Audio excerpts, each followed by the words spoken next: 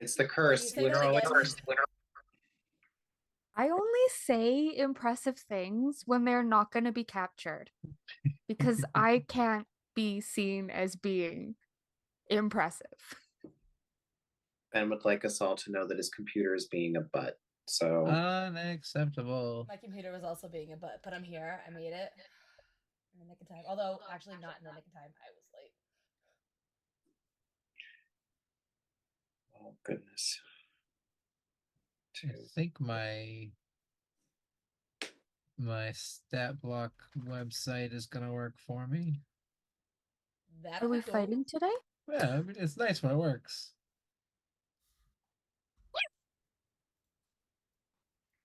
I got some of the books over there, but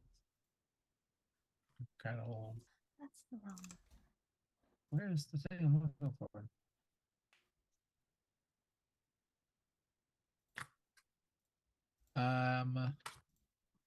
All right, so you made it. I did. I'm not dead.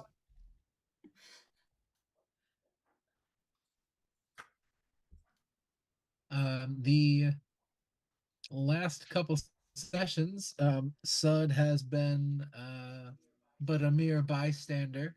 So safe. We let me just put down in my note. We have reached session 16 here, trucking along. The last couple sessions, just a quick update. I believe you were last involved when the party was heading to the bar that seemed to have a massacre in it. A place where you had followed the old man from the arena all the way, and something broke out. You went into the bar and saw that all hell had broken loose, and there were pink globs of stuff around. As you moved a little further in, they started to kind of attack. You defeated two of the blobs in the hallway and encountered a few civilians that were hurt in the attack. They all seemed either almost insane or just very frightened and ready to get out of here.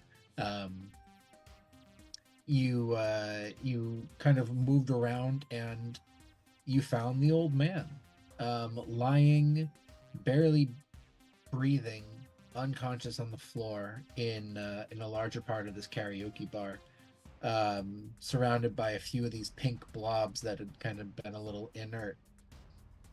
You healed him, had a brief conversation. He's kind of skittish right now. He's worried about this organization, the Gutter Lights, that seem to have come and tried to sabotage this. He said he's no longer with this group, the Nautilus Collective, for whom he has a tattoo. He does occasional work in his free time, still has a knack for the treasure hunting, but some of the more nefarious pieces he looked to give up. But he claims someone followed him. Something spooked him. And whatever it was, this massive pink nightmare, some referred to it as, seemed to dismember people and just destroy them, leaving barely any remains. He insisted that he left before the rest of the emergency services arrived, and did agree to meet you again. Did I write down where?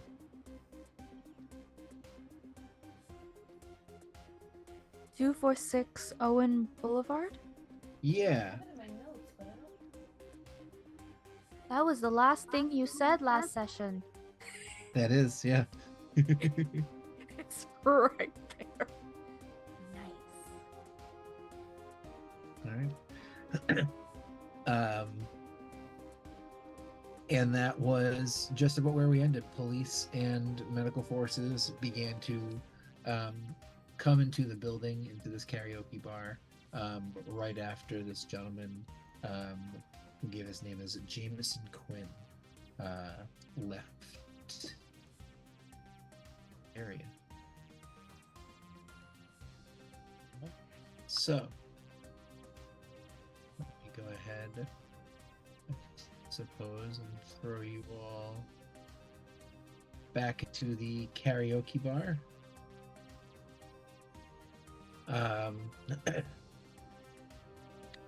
As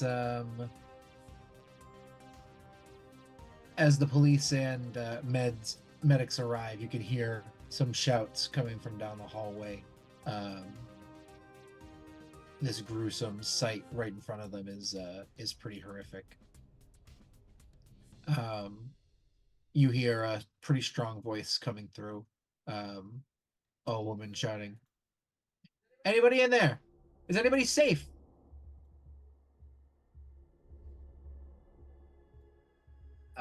Elior, who just went through the most tense negotiation of his small amount of life on this planet, is a little too shaken to respond. Tenebris is not introducing themselves again. I maybe quoted that line about 7,000 times since last session, by the way, just so you know. Sometimes we'd be lying in bed at night, and Ryan would just all of a sudden go, "My name is Tenebris, but that's not important right now." But I'm so sorry. We'll just like staring up. I mean, I subjected Ryan to far worse with, death! Yes, no. Yeah, actually, yep. It's on fire. Anyway. Yeah, there was more than one occasion where Tenebris was the first person to walk into a civilian and the first thing they had to ask was who she was. And Tenebris is like, Tenebris, it doesn't matter. Can I help you? This poor human is interacting. Well, not human. Normal person I is didn't interacting. Yeah, we're good down here. I mean, I wouldn't say the situation is dandy, but we got it under control. You hear some some voices, and yeah. Are you armed in there? How do you think we dealt with the problem down here? Yeah. When you come in, But we're friendly. on your left, there is. Beware of the thing under the chair, please. Yeah, the slime is evil. Make a perception check, everybody. Oh, Be intimidation. Not intimidation. And not investigation either. Investigation. Damn it. You're Ooh. really Could gonna it tell be me I can't? Natty Can I one. intimidate the information out of Yeah. the ether? Was that an option? 19. Alright. 7. Great. 14. It's not bad. Anyone who got That was over a investigation. 14, you can hear some of the conversation happening from the folks that had just walked down. You can hear kind of whispered a little. All right, definitely armed. Sounds like they've trapped the place a little bit. Elior will then shoot up after hearing this. Oh, did you want to tell more perception? No, thing? good. And we'll run over to the area. But will not go first because that would be stupid. And would probably signal to Levi to come accompany him from a safe distance. With Levi out, I think Bjorn and Levi could both play bodyguard right now. Yes, that's fine. I figured I didn't know if the rogue would feel tanky enough to bodyguard, but that's I fine. mean, please don't make me bodyguard for long. I will hide I got- behind the rogue. I do have Levi's stat sheet up and the barbarian features in front of me, so I can do minimal class usage. Sure. Elior would like to know what the vibe is of these people. Tense. Okay. And disgusted, like real grossed out.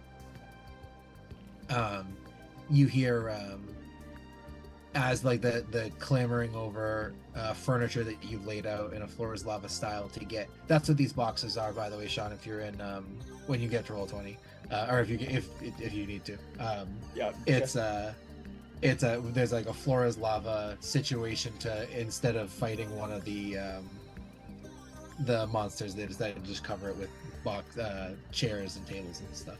Gotcha. As you guys start climbing over it, you'll hear the woman in front go, "Stop right where you are." Elior is going to very with intention, slow down as he gets closer to the door. Are out of curiosity, Pat, do they look like city officials? They definitely have some kind of uniform.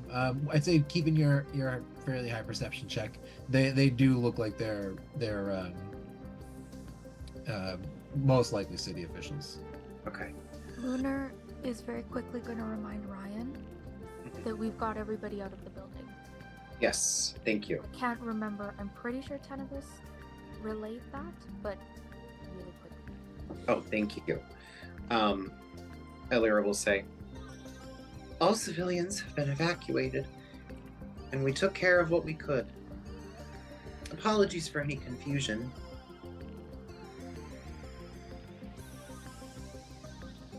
They kind of look between each other.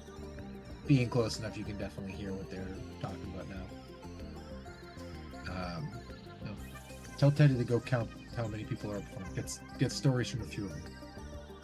She'll turn back to you. All right. I think things are a little tense.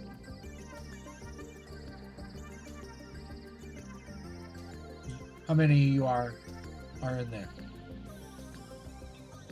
I always have to count. 6. Well, 7 if you count a robotic beetle. 6 and a robotic beetle. And there is one goo we left alive. So I don't know if that's separate than us, though. We're not friends with them. Yep. Oh, I'm sorry. It should be 5 and a beetle because Sud is outside. Oh, right. We left him with the bitchin' moped. I mean, Sud can be. Moped. Now that you're here, you can have Ben with the party if you want to be in this room now. He wanders, so he'll probably show up in the room eventually anyway. Fair. He just falls from like the duct Yeah. work all of a sudden. All Whoa. of these guys in. Yeah. Just He has a Sarah. little badge and a gun Yeah. and a mustache. Found this on the street. Are you feeling lucky, punk? That works. So all right, I suggest we take this nice and easy then. We're gonna set up someone in the hallway here. We're gonna ask all y'all make it up the stairs. We're gonna talk outside in the open and let some of our people do a sweep, make sure, not that we don't trust you, make sure nothing was missed in here. Oh, I don't blame you for having any suspicions. We're strangers. Happy to step outside. Elior will motion to the party to follow him. But for what it's worth, we're just concerned civilians. Happy to tell you more once you're done with your sweep. All right. Yeah, and watch the slime under the stairs. He eats armor. It's not a good time. It's not great. In fact, it fucking sucks. I forgot about that. Fuck you, Pat. Who's Pat? Sorry. Pat. Tenebris, as That's they the time walk to by, say that. sort of Fuck that. pat you on the shoulder and pick you up and go, I too have cursed out a pat.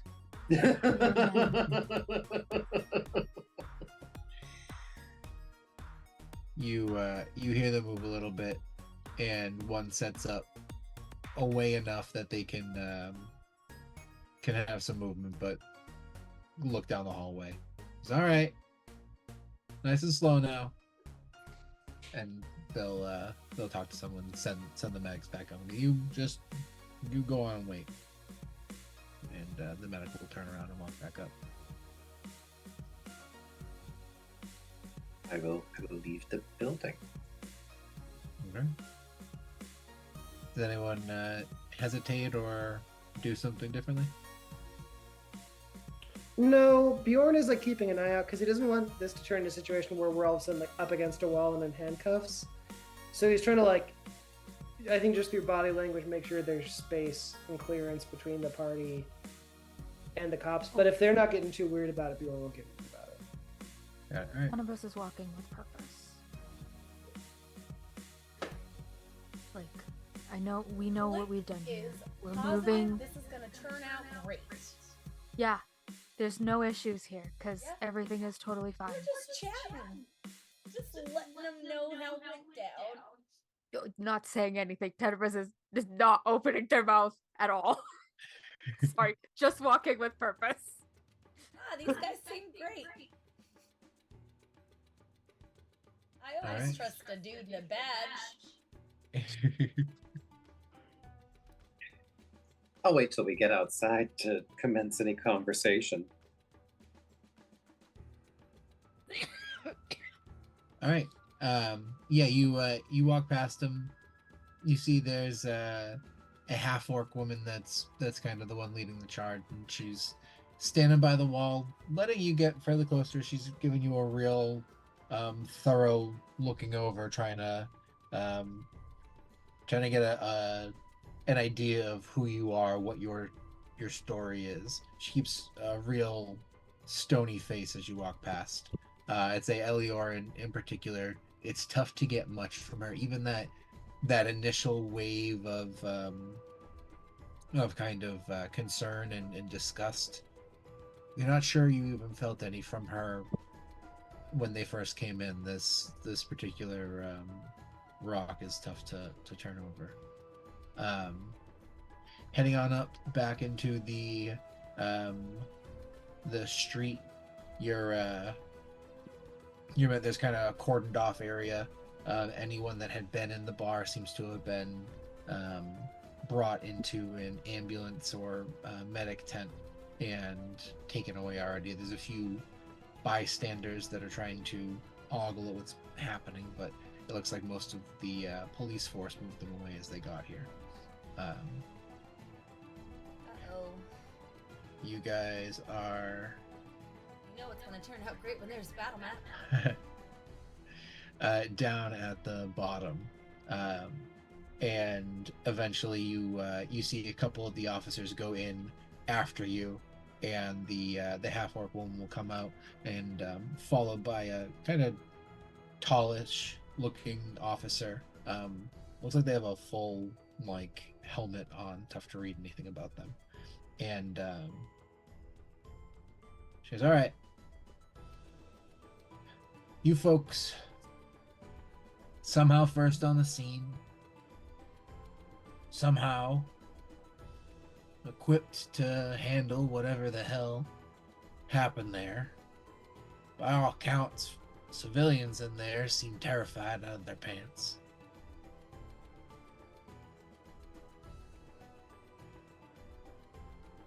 Specifically does not mention that one of them truly was terrified out of his I forgot about that.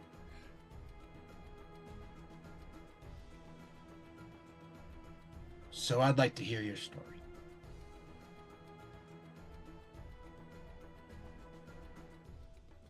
Why are you Well- here? We left the Fireball game up the road not too long ago, and we're looking around the city.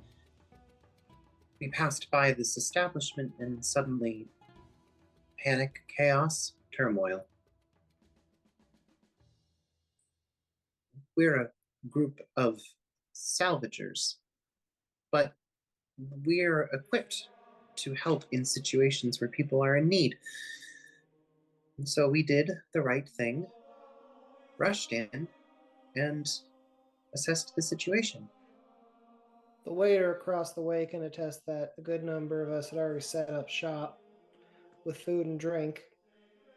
Probably our mozzarella sticks are cold, and no one likes cold cheese sticks, so that could be a pretty good part of an alibi. No, Yeah, were- we did. we made ourselves pretty memorable there. I did forget about that too. So, Elior is going to squirm around a bit.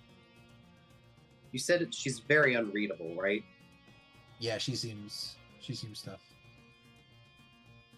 Is she the same woman I saw going into the following that guy? No. No, that woman is has been unseen.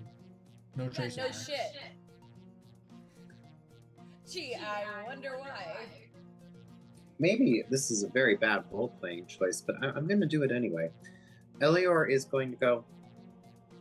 Is going to look very performatively. You decide what role this is, Pat. Performatively, sort of shaky, natural, but performative. Just go. Why do I feel as though I've done something wrong?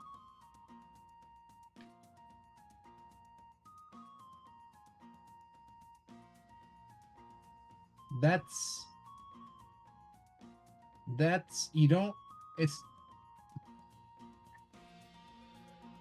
most people would probably take the quick grin that you catch from that a certain way, but there's no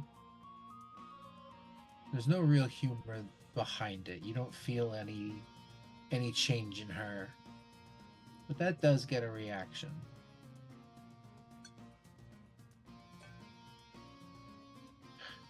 She takes a deep breath, really thinks, looks over her shoulder at the officer standing behind her. Lieutenant Ryan, you go check the lead on that waiter. And bring those mootsies if they're still there. They're probably cold as shit, but I appreciate the effort.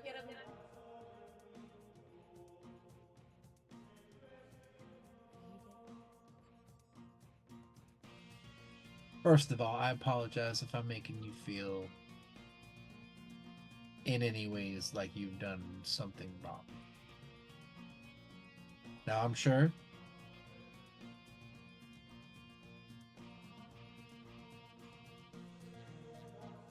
when we come to our own conclusion about what happened this evening, it will match the story that you've given us. There are some curiosities, obviously.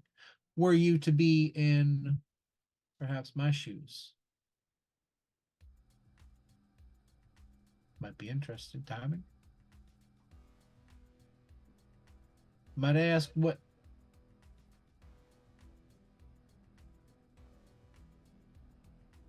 was it exactly that caused you to leave the game? It only just ended about 10 minutes ago. Kind of gestures to the main thoroughfare where the crowd's just barely starting to make it to these blocks. Tenebris steps forward and says, I am Tenebris, emissary of the void, and I am not accustomed to loud gatherings. My friends graciously allowed us to leave early. We picked a bar as it would be a smaller establishment with the same intensity? Lunar doesn't know the word. Vibe? And energy, maybe? Yeah. Like the same amount going on, but less people. But Tenebris says it in their way that they're good at.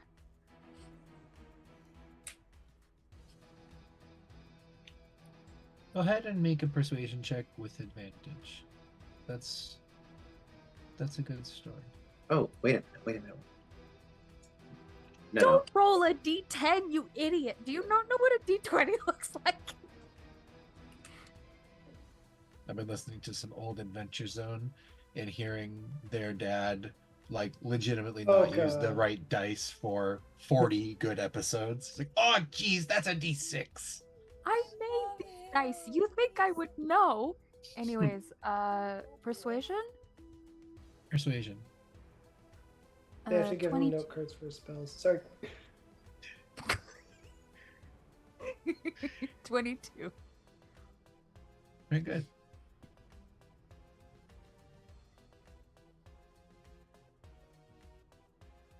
She seems interested.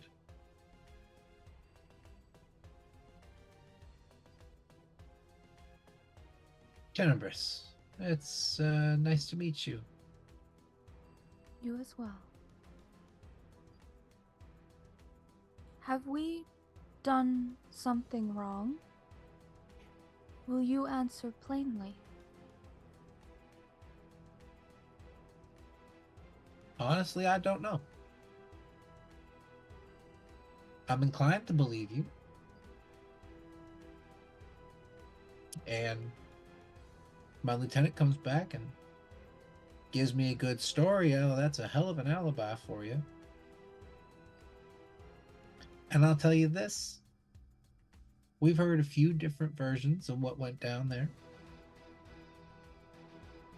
I won't say I didn't hear a few. They called you a couple heroes. But I won't say everybody noticed you. A lot of scared folks.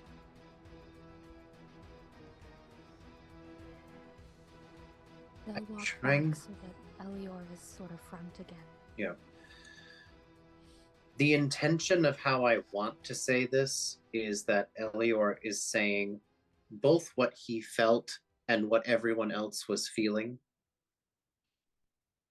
Terrified.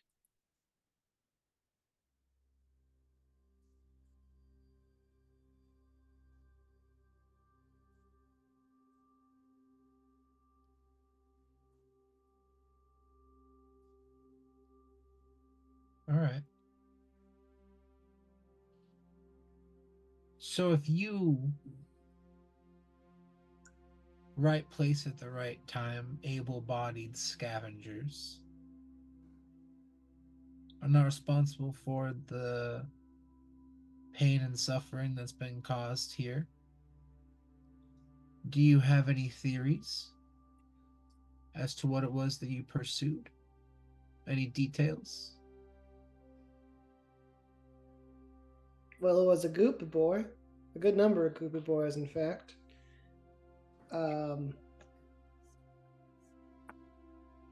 Whoever's down in there probably can find one. Which, by the way, if we were deploying the goopy boys, we would have probably destroyed all the evidence now, don't you think? I'm not quite sure, but this seems to be a venue where all kinds gather. Assume there was maybe some kind of hit, some kind of assassination attempt.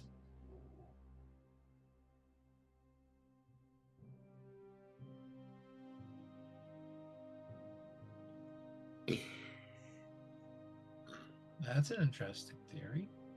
Okay. The lieutenant starts walking back behind her, holding a takeout tray. She kind of takes a quick glance back, just jot something down on her pad. Any thoughts as to who that attempt might have been at? Were they successful?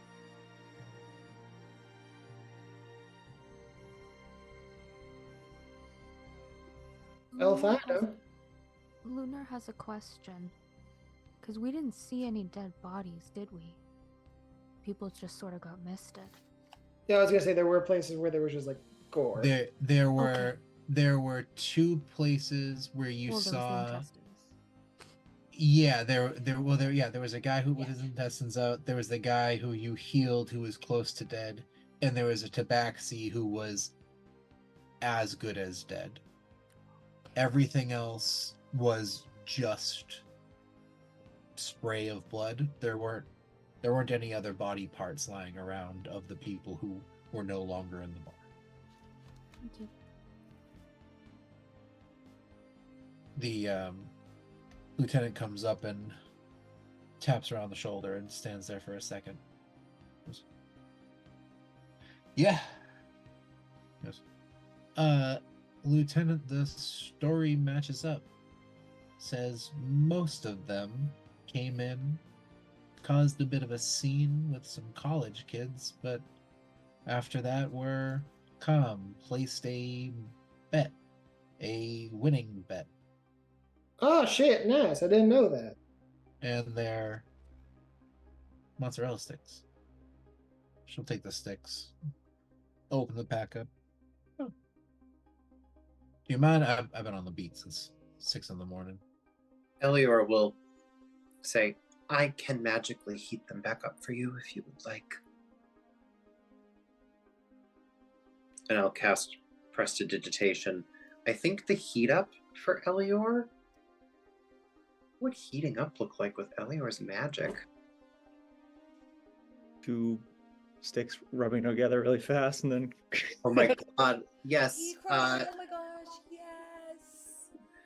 yes. Yeah, you just see Elior start to wave his hands, and a little bit of the weave comes out and animates in this like cybernetic thread-like fashion that in my brain makes sense, but I don't think makes sense to everybody else.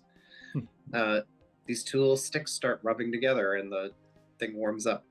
I can almost see, and Like- if this is probably because we just had a Ghibli movie on before we walked on, but like a little like yarn flame starts to like, Oh yeah, and then ethereally will disappear with leave the heat. I love. Thank you for the help on that one. I'm like that. I don't think that That- is Ghibli, actually. No, I think that's just where there Yeah. was fire with a face and Mm. emotions. I like it. Lucifer is Ghibli. Mhm. Yeah. No, it wasn't that one. It's Thanks. Mary and the Witch's Flower. I know that one. Yes. It's on Netflix. Because I don't think it's Ghibli. Yeah, it might not be, or it might be the other director whose name I can never remember, unfortunately. Anyway, she will give you a once over again, like a real like trying to confirm where she's rating you. Thank you.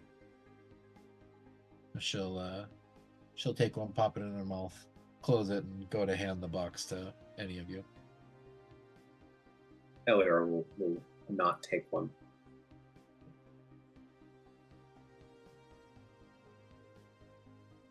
Others can.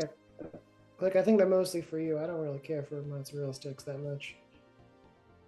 Are you crazy? All right. Tenebris steals one. Clint's going to house whatever is left. Yeah, she'll hand the box to you. And, like, kind of feed one to Beetle a little bit. See different bits get ripped apart and put to all different pieces of. But then it just ends up on the floor. Yeah, just mushed up bits of crumbs and cheese. Yeah. Something about sucking the cheese out just makes me feel like I'm eating the organs out of a bug or something. Sucking up something's brain. It doesn't feel right. The captain is like mid bite as you say that. It's like, Sorry. anyway, we'll kind of finish wipe your hands. Well, And you know, with the marinara sauces, it's like blood. I'm gonna stop. It's fine. It's fine. It's fine. Enjoy your food.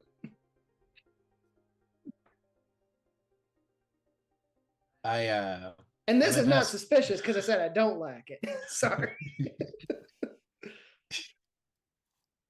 I'm not standing around telling the cop I love eating blood. That's not what's happening here. Elior is just going to pat Bjorn on the shoulder to stop talking. I like to think Tenebris's hand is slowly being raised just higher and higher.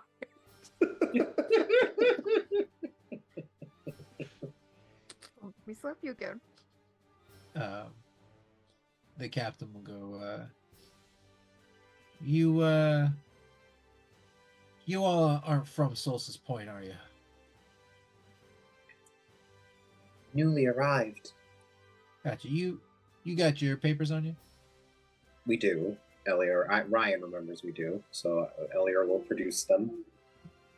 Take a look. Tenebris has papers. All right. Ryan, you got that? Kind of take a quick glance. Yep. Kennebec. All right. Well, we got any questions? We know where to find you. I will say, apologize if you feel that you were in any way made to feel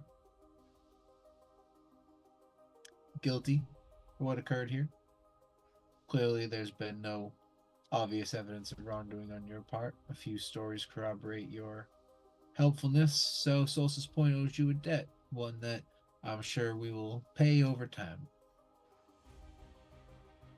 Do I sense that's sincere, Pat? I can roll insight for that one. You don't need to. It's not. Elior will not even, he won't smile as he says it, but he will look her in the eyes and just nod and say, "Thank you," and will begin to walk away.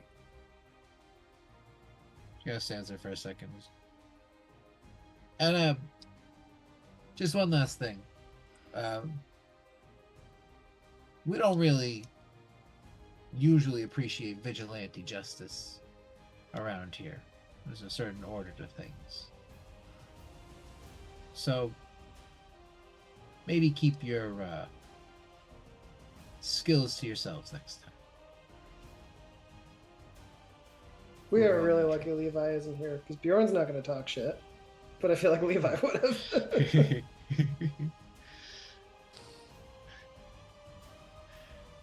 Elior is not going to turn around as she says that, and will just walk as if he's young, so this doesn't look this way, but to Elior, he's trying to give the mood of a haggard superhero who's just been like talked down to for the millionth time. But I think it just looks like, well, fine, and we'll like walk away. Tenebris will thank the woman for her assistance because this is new information to me. And then we'll follow on. Quick, I gonna imagine. say, as she houses the last of the mozzarella sticks, seriously, thanks. I forgot about these.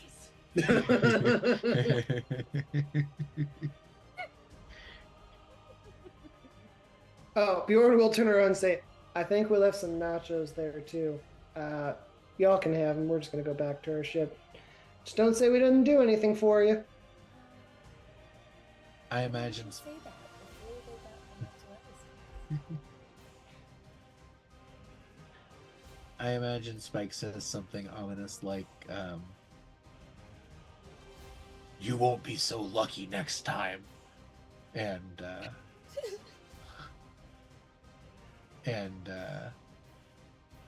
the other officer will kind of stand and doesn't seem to quite get the tone as much. Well, all right, enjoy your evening, folks. Thank you. And yeah, All right. They will. They kind of walk back into the scene, start heading down to the bar. She watches you guys for a little bit as you are in the area, but won't continue to bother you. And we all pile on one scooter that says bitchin', like a trapeze group or a bunch of clowns, and ride off together. I would like to roll to hold Click in one hand and Sud in the other. At least while we are stationary. I think it would be fun. Okay. Beetle's driving. I don't know why Tenebris needed to say roll, because that's definitely what they do. Why has this entire planet felt like the vibe of a series of misfortunate events?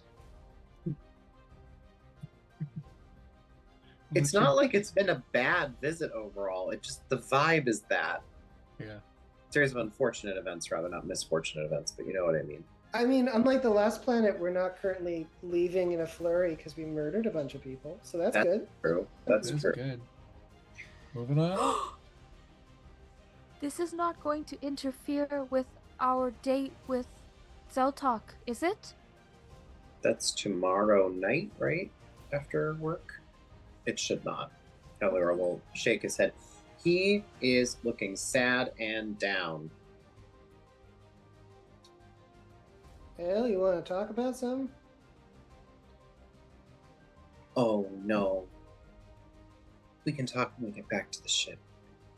Yeah, meanwhile, we should probably focus on balance, and since I'm on top of Levi and you're sitting on top of my shoulders, it's a dangerous position to be in. Oh my god. Gosh. We really have to hope the police don't see us, because this definitely violates a number of safe driving codes. And they are strict here. It's like one of those like We- South American like banana carts or something where there's like Yeah. 30 people. Like, yeah. Somehow all stacked. All right, you guys. Are you guys heading back to the ship? Mhm.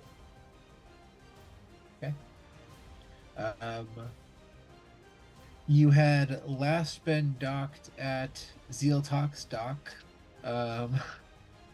You are able to relocate your ship to the main hangar if you so choose, or Zeal said that you could leave it here until you returned from Revma after you went there tomorrow with her, whichever you so choose. But at this time, it is at her shop. When you get down to the beach, her shop itself is closed at this time of night, but she let you know how to get back to the back hangar entrance, and you have a guest security key to be able to get in. Inside the hangar, lights are kind of dim. There's an older gentleman, dwarven guy, seems to be cleaning up the hangar. He's got a broom, just kind of sweeping, whistling to himself. He's got some headphones on. They'll notice you guys as you walk in and, "Hey, how are you?" Keep going. Oh, the Elora will just nod his head hello.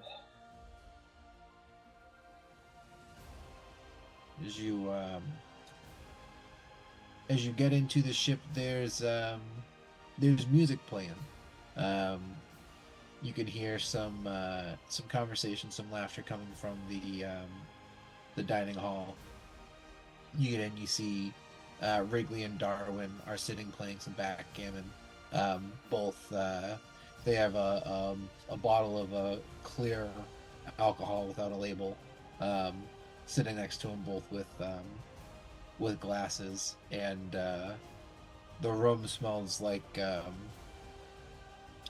stir fry that Pepper's making. And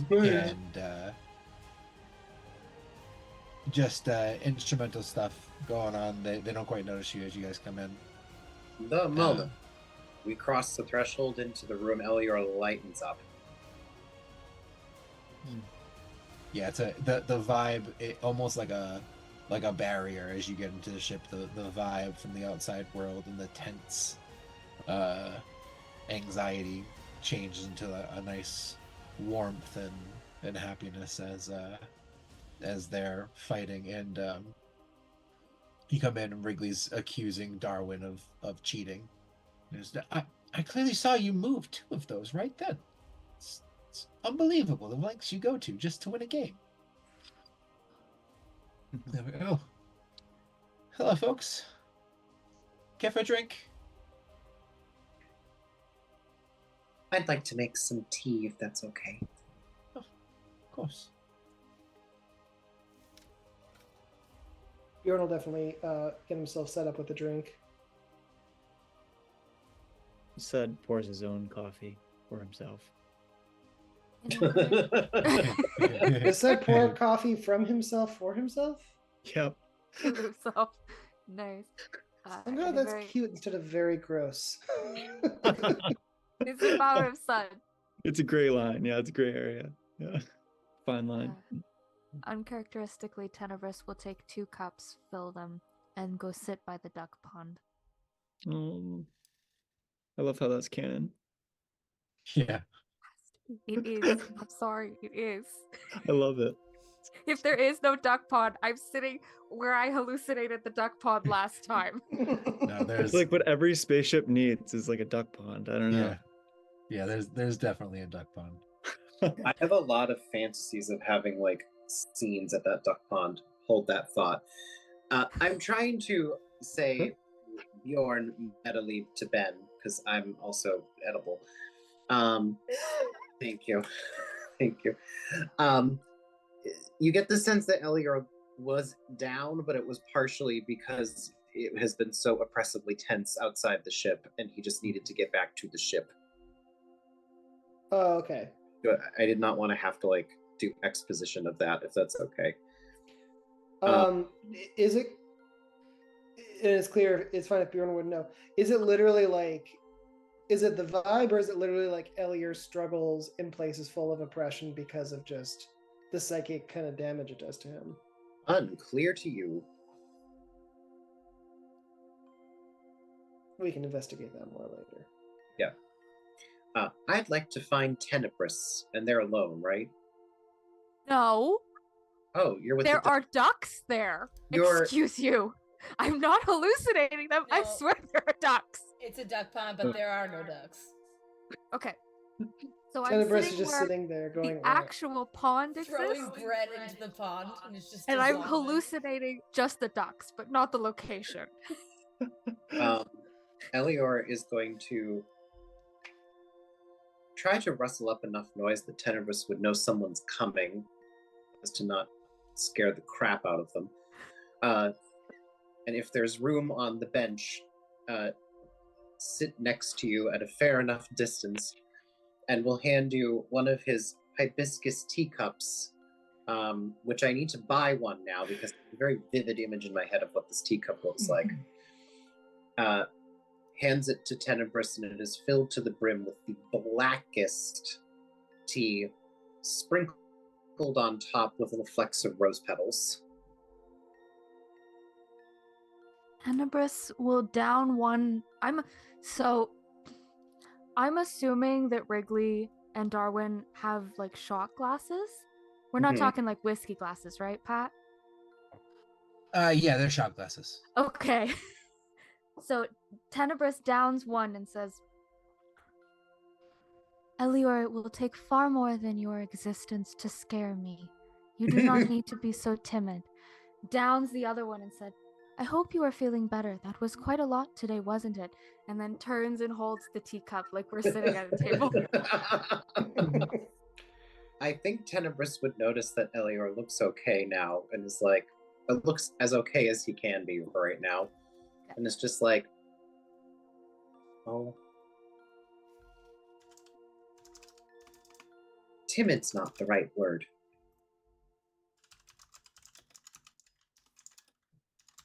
Considerate?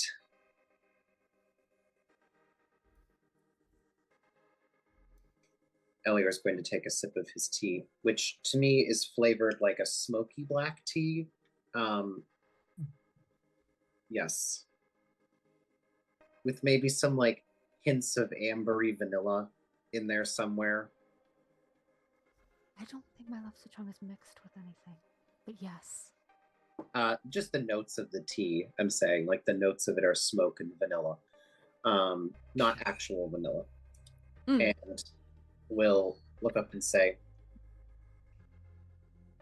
with so much sincerity on his face,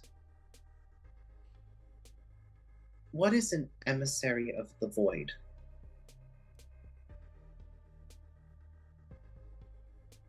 Do all words confuse you, or the string together? Fuck!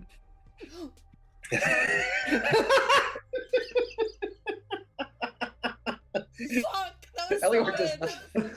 Lunar knows that Tenebris means it as in a way of I don't want to over-explain to you like you're an idiot. You don't know what these words mean.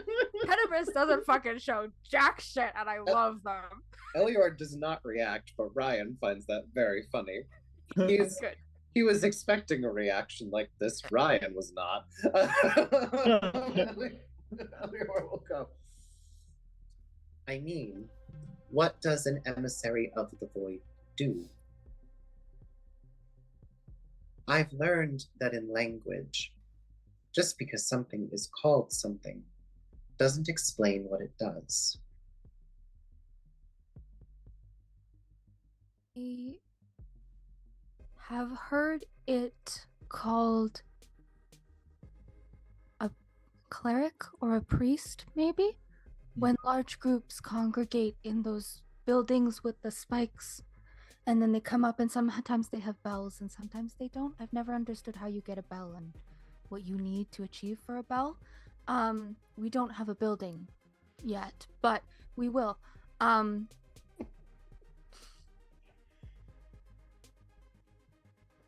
I am their will. They cannot exist in this reality in a way that influences it. And so thus they made me. So they could.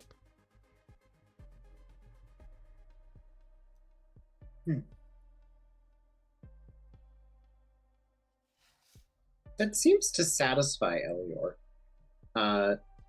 Like he didn't need to ask any more questions after that, so he is thinking of what the next question is. I sip my tea. Yes.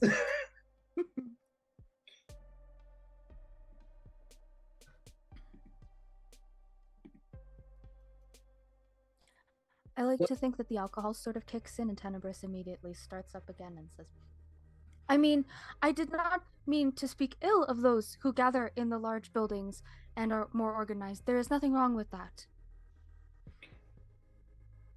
There are many clerics who don't gather in churches.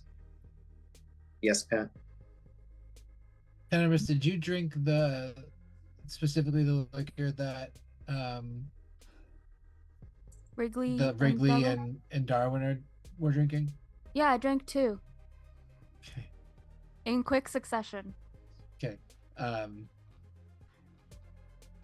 Tenebris, you start to feel a little bit of energy. In addition to the alcohol's onsetting in the way that you described, Mm-hmm. you feel a bit of almost adrenaline. Not like the caffeine buzz or the like the brew or anything that Sud would give you, but there's like a Like an anxiety spike, but without the anxiety. yeah. There's not it's Okay. not an uncomfortable Yeah. unless Tenebris really doesn't like a change to that, but it isn't inherently a bad feeling. Okay. That's gonna go over great and have no consequences.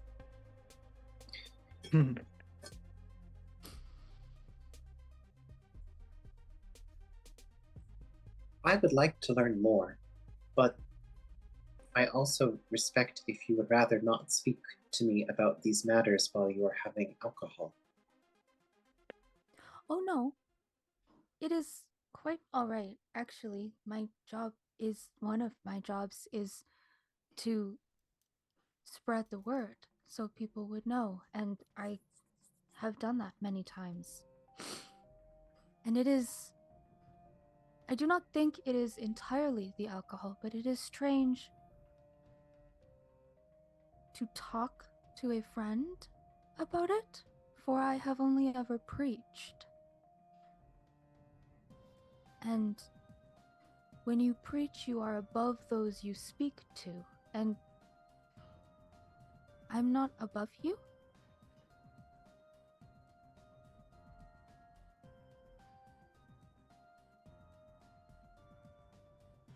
I think. Anyways, so.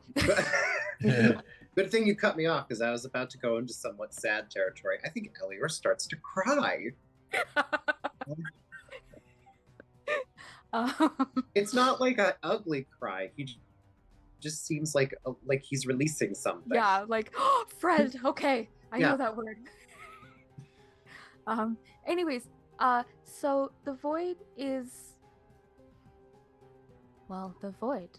I guess it is the emptiness of space, where there are no stars, where there are no planets, is where you will find me. It does cause problems with the Feywild, as that is an area of space. And I imagine I have been brought here to soothe those tensions, which will go great.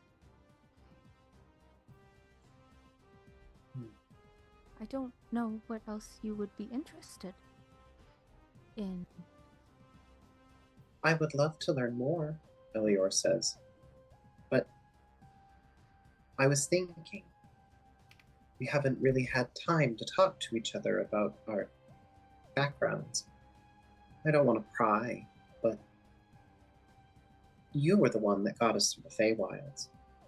Hmm. You were the one that, well, all of you, but I had a sense that you knew what to do in the situation at the karaoke bar. You are someone who I trust, and in the spirit of trust, I wanted to learn more. Ah. In the karaoke bar, it is not that I knew what to do, but I knew how to conduct myself. There is fear in the unknown. And if you can assuage others that it is not as unknown as they think, they will not be as frightened.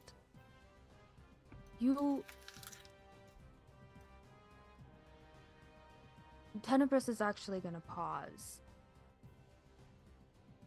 and then continue and say, are made softer than I am. It would be a good skill for you to learn, as people are more receptive when you are softer. But we will get you there. Elior is going to kneel down and take out a duck-friendly cookie from his bag and start to kind of coax the ducks over. I imagine it's nighttime during this conversation too, so there's just ducks on the water at night. For some reason, that's adorable to me. And as he's like, Lunar needs to know: are these ducks real? Like, how much of this am I actually hallucinating? So I imagine from the canon that you installed from the first session that there is a real duck pond with a limited number of, Real I would ducks. say, anywhere between 4 and 7 ducks that are self-sustained along with the kips via Just like- Graham's bio abilities, and I'm sure Wrigley is doing something to help if you did investigation into that. But there are, in my mind, there are real space ducks, but to the point, it's nighttime here, but they're space ducks, and their circadian rhythm is all whacked. Elior is going to say, I want to be clear. I don't know if it's just the weed or this is a really good scene, but I'm very inspired right now. So Elior is going to feed the ducks and say, in like a very not barely audible, but soft way. So if Ryan's too quiet, let me know. I often thought that being a captain meant being above people.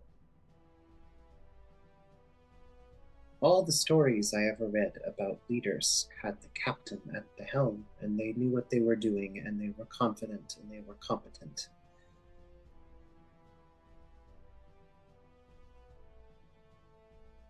Captains were not friends with their crew.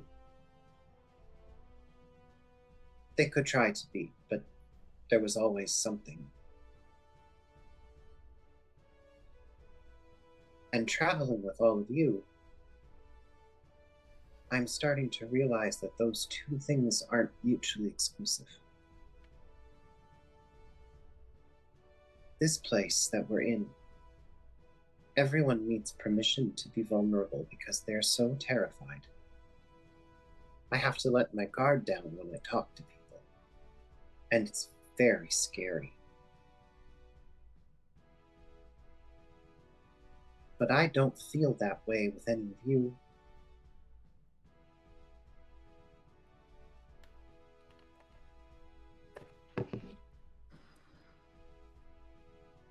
Elior is going to get up. I wish I could tell you why I thought you were the right person to say that to. But I'm starting to learn that I'm really working on instinct. is a good instinct, and one of the highest compliments I have been paid.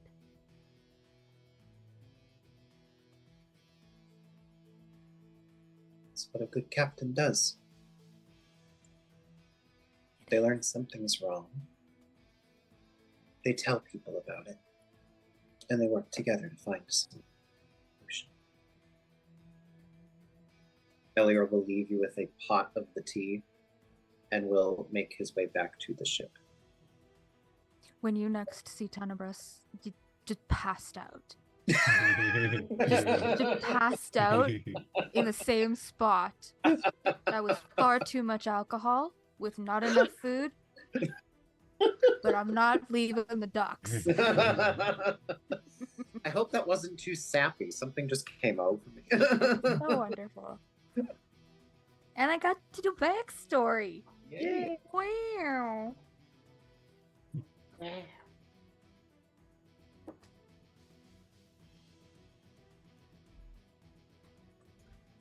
right. What else is going on?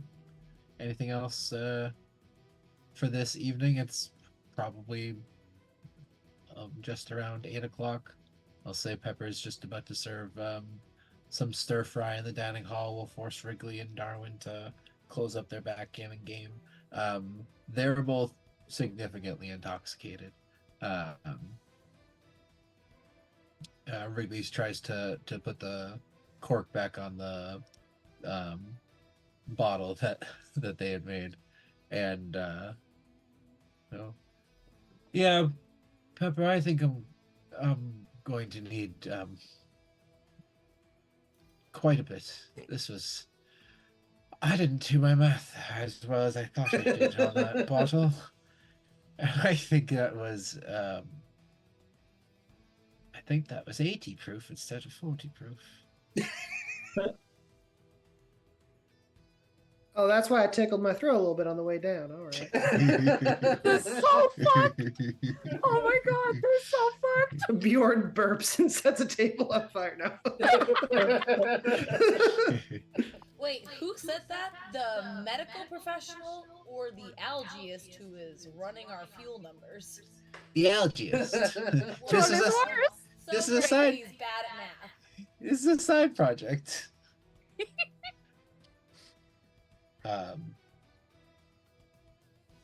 But aside from that, it's a nice dinner. Darwin will get a little loud about an inability to get any good comics around here. But aside from that, fairly quiet. Any other events this evening? So it's just vacuuming, more or less. It's kind of his daily routine. Can we please have one of those scenes where just like you just see Tenebris, just the outline and just snoozing, and then you see Sud crest over, and then down the other side of Tenebris and continue going, Absolutely. just When like it's like a road bump. Oh, Sud definitely stops at not in a weird way at all, but there's a lot of dust or dirt that collects on boots and shoes, so he sucks on them toes. So. D&D is over. Yep. I have no comments.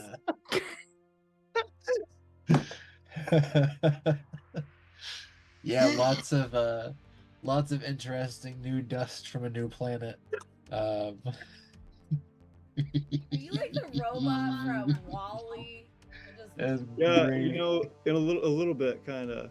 Yeah, in a way. I was thinking about that too. Sorry. Yeah, no. All right. As you get settled for the evening, then anyone setting up for watch? I have a question. I can't go to sleep. So when I stop being passed out from drunk, do I just instead of rolling into sleep, just wake up?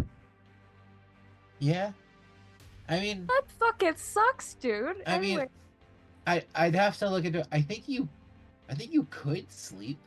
I don't think you're incapable of it. I just don't think you have any requirement. Okay. So if you'd really prefer to sleep this one off, Yeah. I'll say you're allowed to do that. I'd like Tenebris to just wake up next to that pond and have no idea what's happened.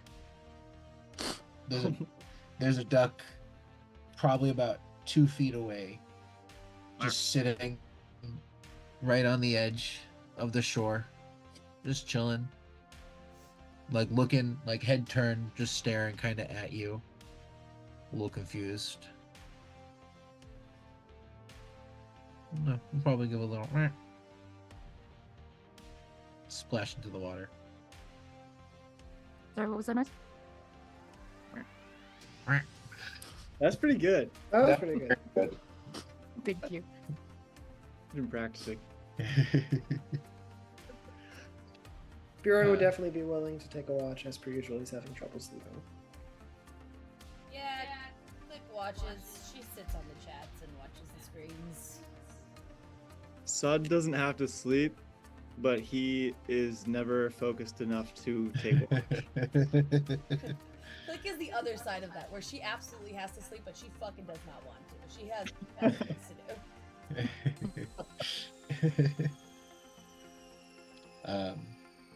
All right, I'll say Bjorn and Click. Both of you go ahead and roll perception checks. Can it be Like, investigated? I'm so sorry. Yeah, it can be investigation. Yes! Okay. Well, then that's actually a 13. Investigation. It's a 16. Nice. Good. All right, who's going earlier? Who's doing earlier watch? I kind of figured it was me for some reason. Sure. All right. You'll come to get me, and I'll be like, "Oh shit, it's that time already." I mean, if you want, you don't have to take watch. Oh no, she's at the computer already. Anyway. Shit. All right. Okay. Bjorn, while you are on watch, it's quiet here. Not having the normal dock, the normal traffic. It's kind of nice. Well, what was that noise? Right around 12:30, one of the bays opens up,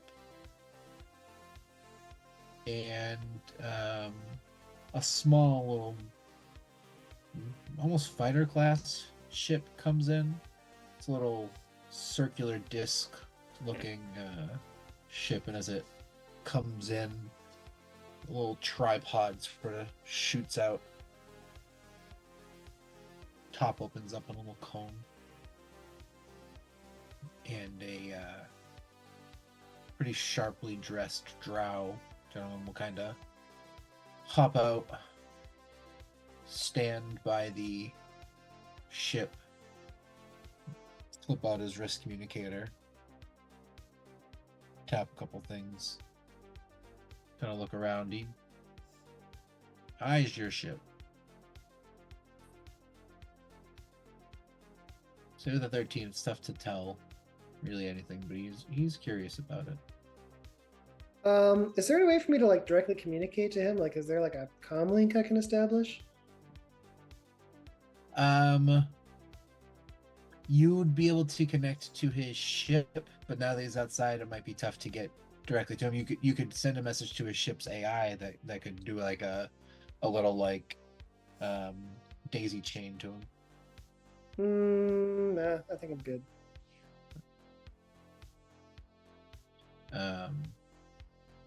He stands there about 10 minutes. Oh, he just keeps staring at our ship for like 10 minutes. No, he doesn't stare at you the whole time. Okay. No, he like when he first gets there, he notices it almost instantly, but then he As kind a of duck gets pond. a good look at you, and then we'll lean up against the support in the dock. Have a couple more things. Take out a vape stick. Kind of lean up against it, and that's how I'll spend the next 10 minutes. He looks over your way a few times, probably a little bit more, like slightly more than normal, like regular glances. He's a little bit interested in it, but he's not staring at you. It's not, you're not his purpose here. How hot is this drow?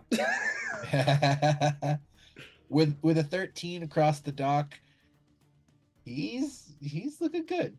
He's looking good. He's athletic. He's not bulky, but you can tell his coat is he probably needs maybe one size up. His shoulders are just a little strained in it. And he's got good fashion sense. He's doing a little James Dean on the side of the dock, but he seems relaxed. Hotter than that other shape-shifting drow we previously met? When Wait, there was a tried to go... That one. Well, that one can look like anything you want them to, but No, in the drow form that we in the saw. drow form, yeah, Oh. yeah, probably. That can from a distance, yeah, definitely. You'd have to Okay. get up close to really tell, but it's leaning there. Oh, nice. So wait, their ship's parked like right next to ours, or like down? No, a it's ways? down 3-4 bays. He's probably a little over 100 yards from you. Okay. Yeah, Bjorn would play games if they were right next to each other, but he's not gonna go through the effort of like walking over there, so he'll just keep watching. And by 100 yards, I remember how big a football field is. He's probably about 50 yards from you. After about 10 minutes of him standing there, you hear some noise from the shop. And Ziltok comes out. Lights are all off in the shop. Lights are still dim in the hangar. And she doesn't really pay your ship much mind. She'll waltz over to him, kind of staying fairly low with how large she is. She is able to kind of constrict her body more than she did when you were in the shop. She really lets her presence like take up a lot of the shop when she's being a shopkeeper. But here it's almost like she's somehow pulling more of her mass just to her center, and is really shrunken her persona along with it. She goes over to the guy, will embrace him with a couple of the tentacles, and then they chat for a bit. Probably another 10-15 minutes. Most of it is pretty normal, but it ends kind of heated. Oh. They're talking normally, and then there's a bit of a pause, and you just see him. Are you sorry? I'm just assuming. Are you watching?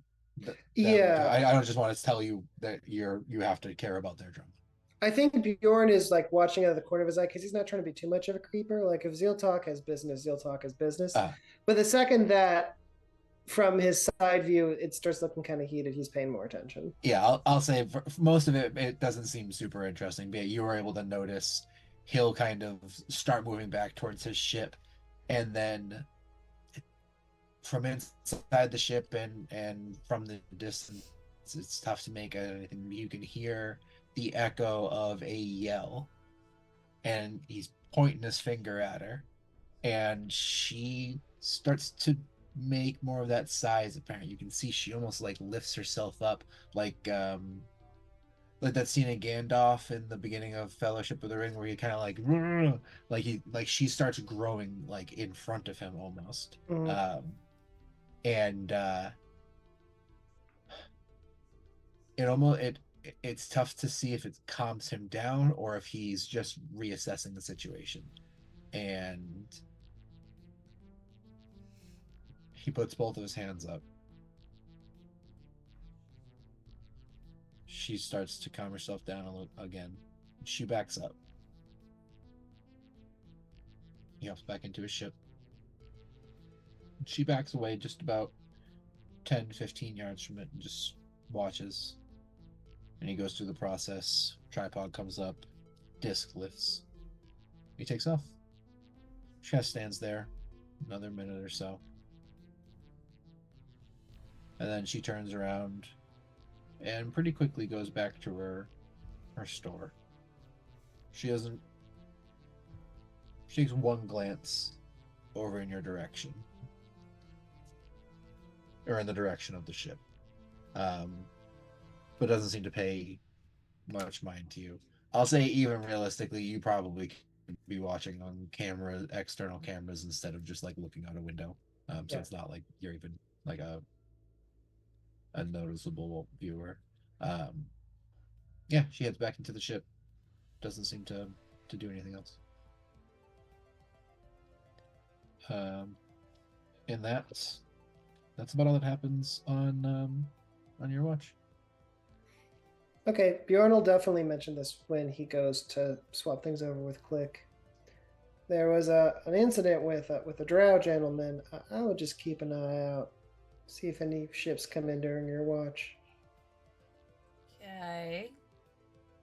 No one's dead or anything. It's just Zeal Talk and this James Dean type got in a bit of an argument on the other side of the holding space. Damn, a James Dean Drow? Oh. I know. I was hoping he was going to park a little bit closer, but I'm not going to walk across the whole holding area for him. Yeah, I mean, limits and stuff. Well, it just doesn't look good if you walk all that distance. You're like, come here often. They're like, yeah. You kind of blow your load early, you know.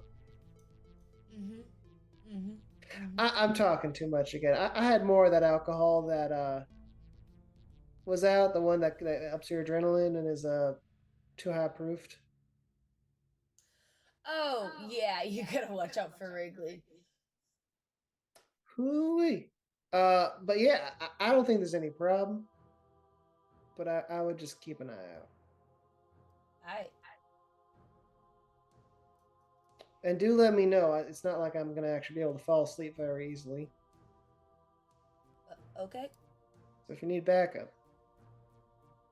Alright. Sounds good. Sounds good. I have an said idea. This a million times. This seems weird now. I don't know. I have this funny idea that Bjorn generally can't go to sleep, but he tries a new approach this night, which is he invites Suds to vacuum his room late at night, and that soothing sound lightly puts him into at least a light sleep. But he still should be pretty hair trigger ready, since he got the sense that something at least is a little bit up. All right. Click on your watch. No additional visitors here. I will say you do get a response from Nutter. No, that's something I made. Pipsqueak and Weasel, Popcorn and Emong. What are your friends' names? Rancid and Buttercakes. Buffer Nutter? No, he's looking for my techies. She got 2 tech friends. She's like, you don't remember Beans and Bubbles and Squeak? It's Rubber Ducky and Turk. Come on. Rubber Ducky and Turk. That's exactly what I said.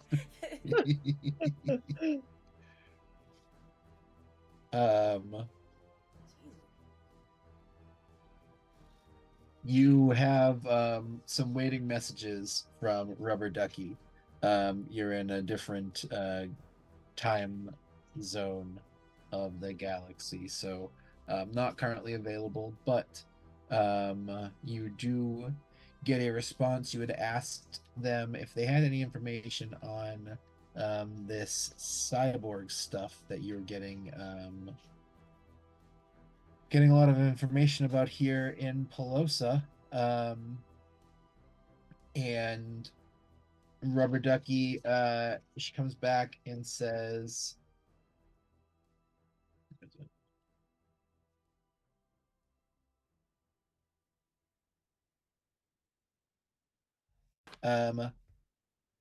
that planet Pelosa,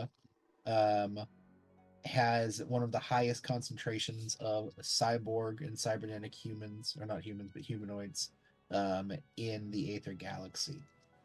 Says that she did see that Folavoran race, that sloth people, do have a sect that have an almost religious association with it, something about a moon goddess.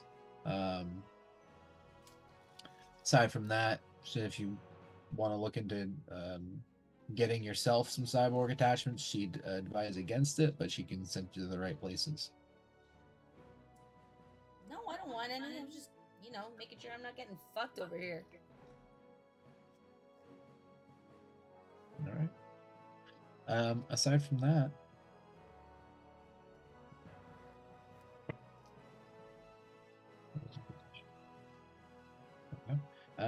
here the rest of your watch is uneventful.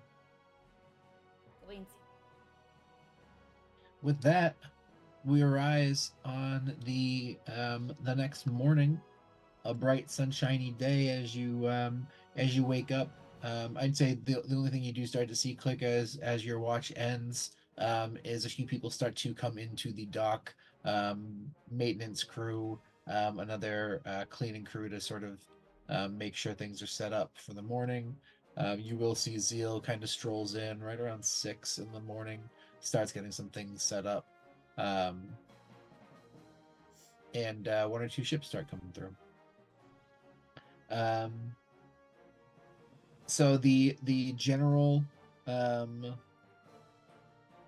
only thing on the agenda that we had discussed is later in this evening, right around 5 is when Zeal Talk will close up her shop, and has agreed to take you along with her on her transportation circle down to the city of Rebma beneath the sea, if you still choose to do so.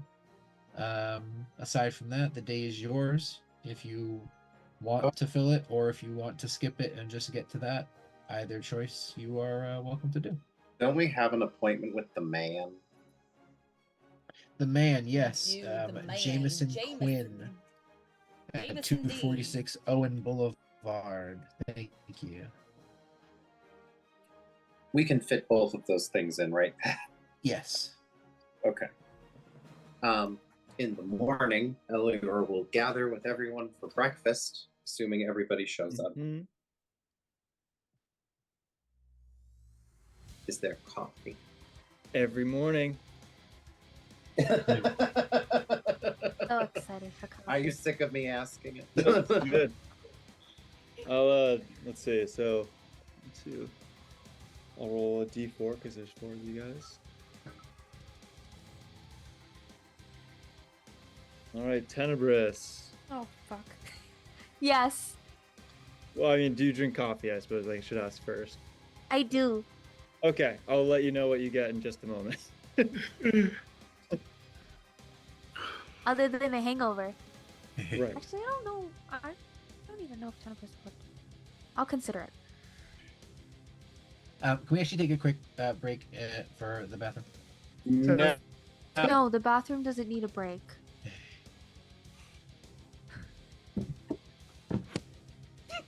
Don't You break can't the say bath. stuff like that to Pat. He really takes it personal. Oh, man. Ice No, we cream. can do us puns, but we don't get to pun back. Yes, I want ice cream. I still don't have ice cream. Well, that is upsetting. Idiot. For you. To refuse to remember to buy it. I'll remind you next week. Well, I tried this week and it was out of stock, so I'm getting closer. I am gonna go to smoke though. All right, so Tenebra's left. Never mind. I'm still here. No, wait, I'm still here. Okay. So for the next 24 hours, or when you go to the bathroom, Uh-huh. your dexterity score maximum increases by +3. However, you have disadvantage on wisdom saving throws. Oh, that's fine. Yeah, I figured. I'm already shit and I'm not wise, so it's fine. Yeah. What's your Excellent. dex normally? It is on my sheet. Oh, my dex is normally +3. It's a 16. Nice. So it goes up to 19? Yes, it goes to 19. Okay. And something that's cool about it, I don't know if it will ever affect you, but your score can go over 20 with this ability. That's so fun. Pretty crazy. So, Oh, I love that. like, if someone gets like belt of, That's gonna be so good. Like you have like later a +7, levels. I think. If you have like Yeah. the belt of like Hill Giant and then add that, I don't know. It'd be Yeah. kind of crazy. Not that Elio would ever need it, but you know, Oh, you definitely. could give it to like Bjorn or someone, and it would be that'd be so cool. All right, sweet. That's pretty much it. Nice. I'm gonna take a quick break as well. I'll be right back. I'm going to smoke then. Enjoy.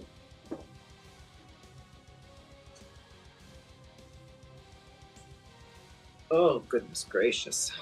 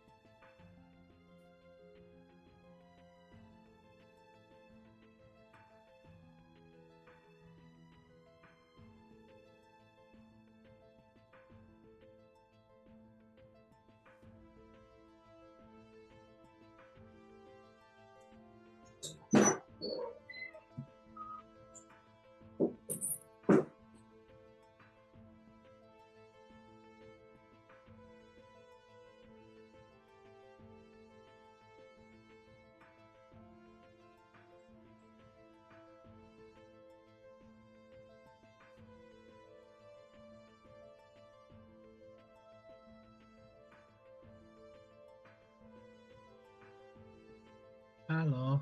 Hello. Oh, hello. Bonjour. Comment ça va? Did you grow up on the commercials from Muzzy? Je suis la jeune fille. Me. No. No, these aren't French children. They're American.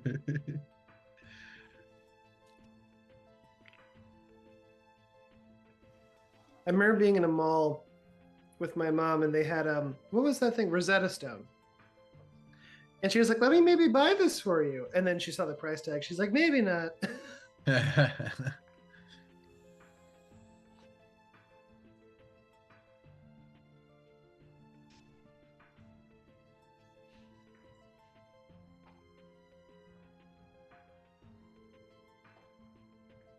wonder how Muzzy died. What was Muzzy's fate? Hang on.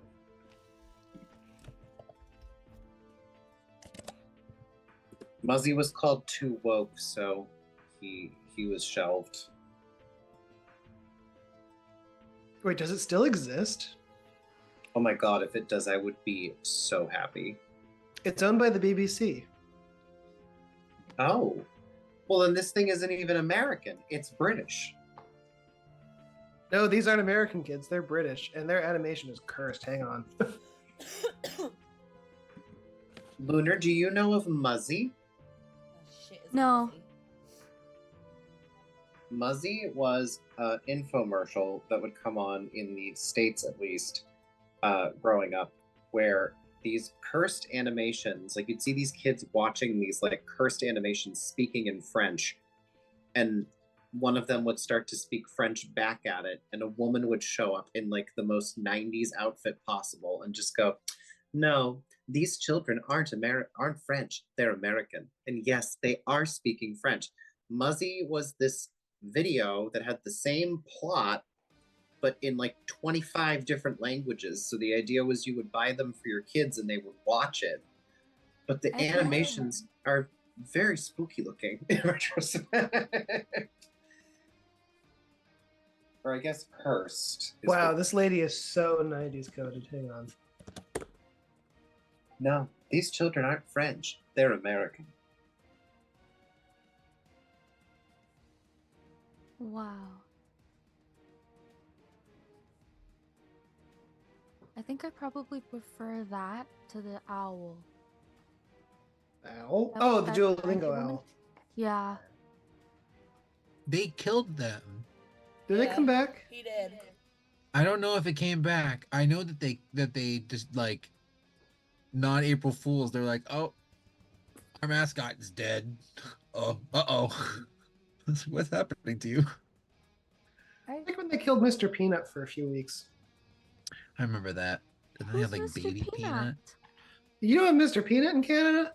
There's an American peanut brand and snack brand called Planters. Oh, yes. Yes, we have that. Yeah, so their mascot, Mr. Peanut, yeah, like 3 years ago, they killed him. And like, yeah, he didn't die. Like the Duolingo owl, I think they were suggesting someone killed him. But Oh. Planters, like there was like an ad campaign where like he fell off a cliff and like exploded. And it was like, it was like for real. It was like the Planters Peanut is dead. He's real dead. He's not coming back. It's like, okay. And then he was reincarnated as a baby peanut? Yeah. You know, like how Digimon, when they get beat, they turn back into their baby forms? It's like that. It's the same thing. All right. I didn't smoke enough for that. I thought you guys were talking like Mr. Peanut was like a kids show, like this other thing was. Hey kids, I'm Mr. Peanut. And I was I like, don't like that. who the fuck didn't bring that to Canada? We would have eaten that up so fast. We ate up house hippos, like. Wait, random question. Do Canadians eat peanut butter? Yes. But they Okay. eat different peanut butter. Do you like Teddy peanut butter? Oh, love a good teddy. Because that's my I'm taking this from my interactions with one Canadian, but my friend Sean, Canada, Yes. he specifically will only get Teddy peanut butter, and like has for his whole life. I was like, but why? He was like, because this is what I've always had. It's like, oh, is that like a home thing? I thought it was a Massachusetts only thing. I didn't realize it was outside of Massachusetts. I don't know. Maybe it's just like the craft brand, like local something. I don't know. I get smooth if I'm planning to cook with it, and if not, I get whatever. I don't eat a lot of peanut butter. Big peanut butter guy here. Oh, yeah. Anyway, before we get a peanut butter god in this world, Oh, I'm taking peanut butter damage. that's it. I gotta write that down. That will happen. What's Where's going on? the You peanut butter? Ragnar, you wanted to have a morning meeting with the crew. Oh man. Tenebris That's Okay, shows up to okay, this meeting Okay. and is like so hungover that Elior just looks like Ragnar. And it's just like, Darling, I have I'm going to say something that I haven't heard for quite some time, since the last time I had a dalliance with an ogre. That is one huge plot hole. I have our microscope board open on my screen, and Rogdal's name was in my literally on the screen, and that was the most unavoidable moment of that I've had in a while. I apologize. Elior, you were going to speak to your crew? Oh yeah, you're just gonna wait for everybody to gather and go. And this time, Ryan's trying to go for a little bit more confident.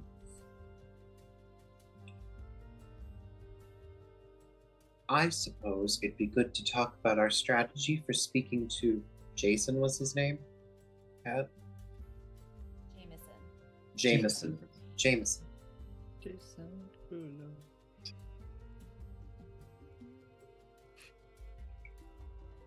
The Speak with Jason Derulo.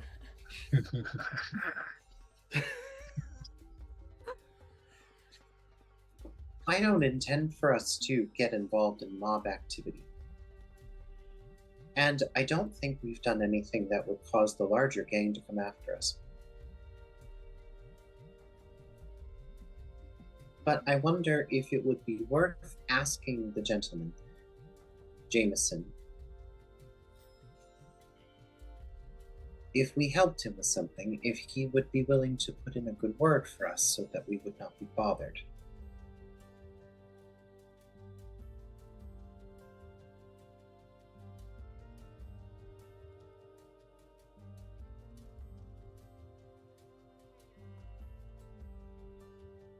Well, if we intend to keep scrapping at some point, certainly doesn't hurt to at least have a lay of the land. These Nautilus types are probably interested in their own kind of salvaging. Good way to get artifacts.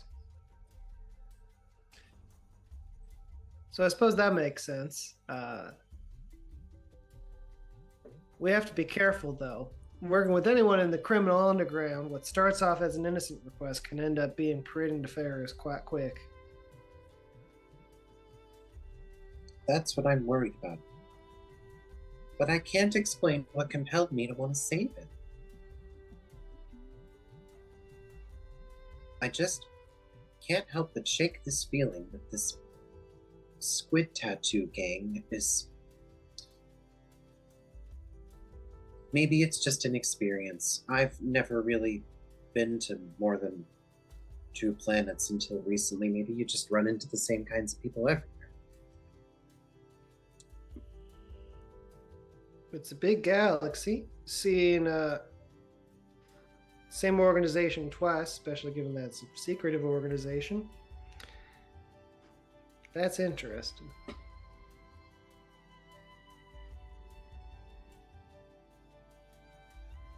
Don't know what it means for us, but especially given that they might be a risk to our special cargo, knowing more about them can't hurt. Just we need to make sure not to stick our neck out for this man, if you ask me. He seemed keen on us assisting with some sort of mission. Does anybody want to take it? Lunar doesn't remember, but is pretty sure we didn't get any specifics about the mission. He's probably going to ask for help with whatever the heck is going on with the other gang. Okay. Well, the people with the badges said we probably shouldn't. I would not mind hearing him out, but am not interested in deciding now. Agreed.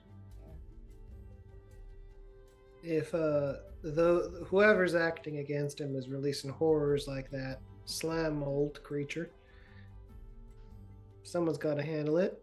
But we got to be careful. We don't want to leave the planet with 2 gangster organizations mad at us across the galaxy. It's just, when you think about it, the regular citizens of this place, they're terrified of their government.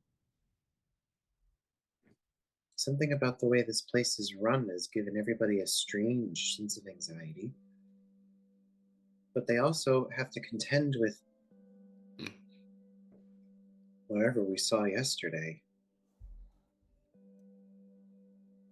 I know we can't be heroes, but I would feel wrong leaving this planet, not giving the citizens here at least a little bit of peace of mind.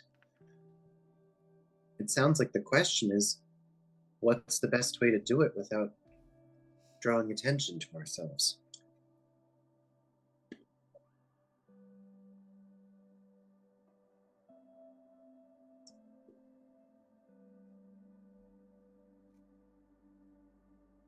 Looks to Tenebris. I say we hear him out, and we make a decision. But no matter what, I am very excited to go under the sea tonight.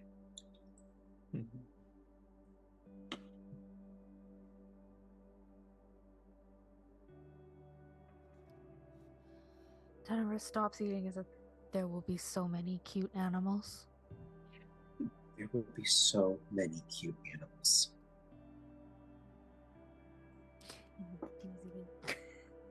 Does anybody Just have completely skipping over the entire man. Elier, you get from Bjorn this bubbling of emotion of all of a sudden, like, wait, I'm a guy made out of fire, and I've agreed to go underwater. Uh-oh. He's not panicking, but there's kind of just like an, oh shit, this isn't a problem I've had to deal with in a while. Of course, people are welcome to stay behind if they would rather guard the ship. It's No, also Captain. Oh, sorry, go ahead. Zealtalk did explain it's not an underwater city. Yeah. It's a city that's under the water. That's, I feel, an important distinction. We got like a bubble. Yeah. No, that's fair. I think Bjorn still is a little bit anxious about, like, if it's wet. It's not definitely good. it's definitely an aquatic location, regardless. But Bjorn, on seeing Elier picking up his emotions, probably a little bit just like, no, Captain, I think we should all go down together. It's for the best. What could go wrong? I have heard steam can be good for the skin sometimes.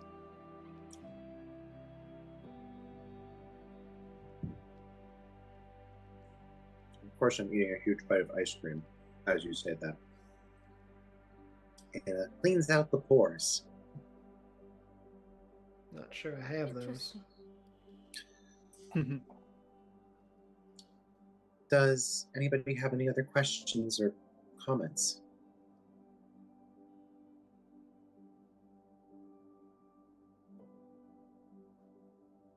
If nobody does, we can just linger into breakfast.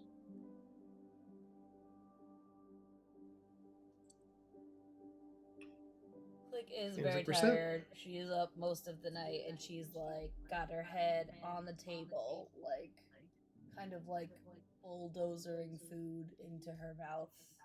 Using as little effort as possible. We should probably tell the party about what we saw last night. You mean what you saw last night? I saw nothing. Oh, nothing happened See? after I went to bed? No, a whole bunch of like regular maintenance crew and shit came in at like a regular fucking time, but that's it. Oh, well. Tenebris at this point realizes that they slept. And it's just like, oh shit, fuck. Yeah, on my watch, there was a teardrop shaped vessel that flew in. Had a James Dean Lack drow.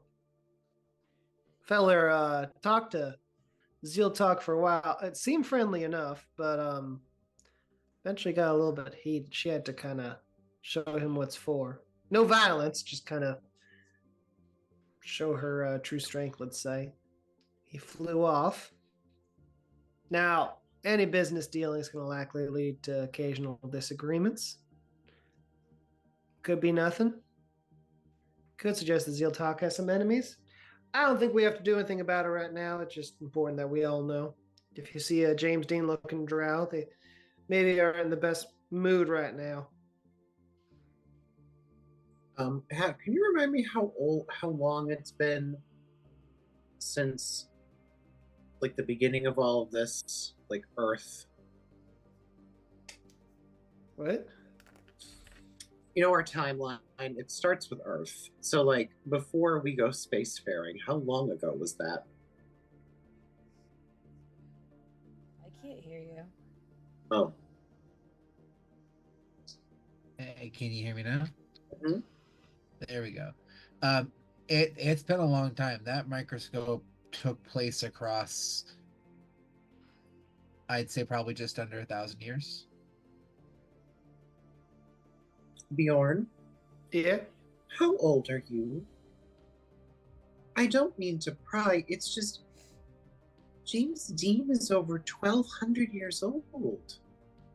I'm not saying it is James Dean. No, I'm saying the only reason I know that reference is because I went through a phase where I wanted to read classics. Have you. Is the tale of James Dean not well known? Elliot suddenly sits up and realizes at once that he does not know the larger tale of James Dean, if there is one. And two, he has inadvertently just insulted Bjorn so hard by being like, how old are you? And not assuming that Bjorn might have read the classics.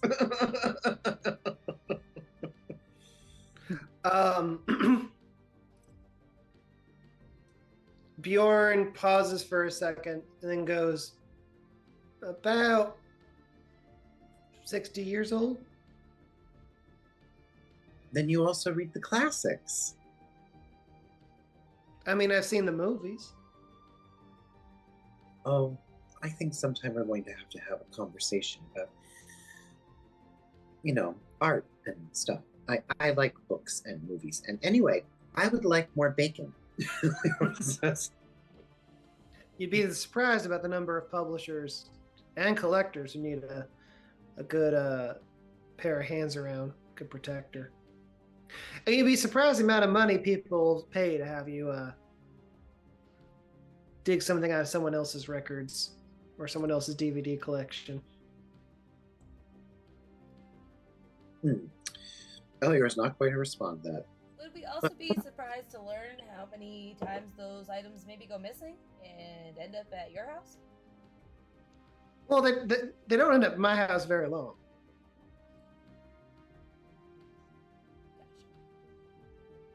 But if you have the Never DVD, it's kept James one. Dean. You might as well watch it. I mean, I know how to burn a CD. What's that? Bjorn, are you implying that you have access to technology from 2002? Okay. Bjorn speaks in an unsouthern accent. I don't know what technology we use in our fantasy sci-fi universe. Do you, Elior? No, I think it's implying that you're into vintage stuff. That's incredible. I'm not a fucking hipster, if that's what you're asking.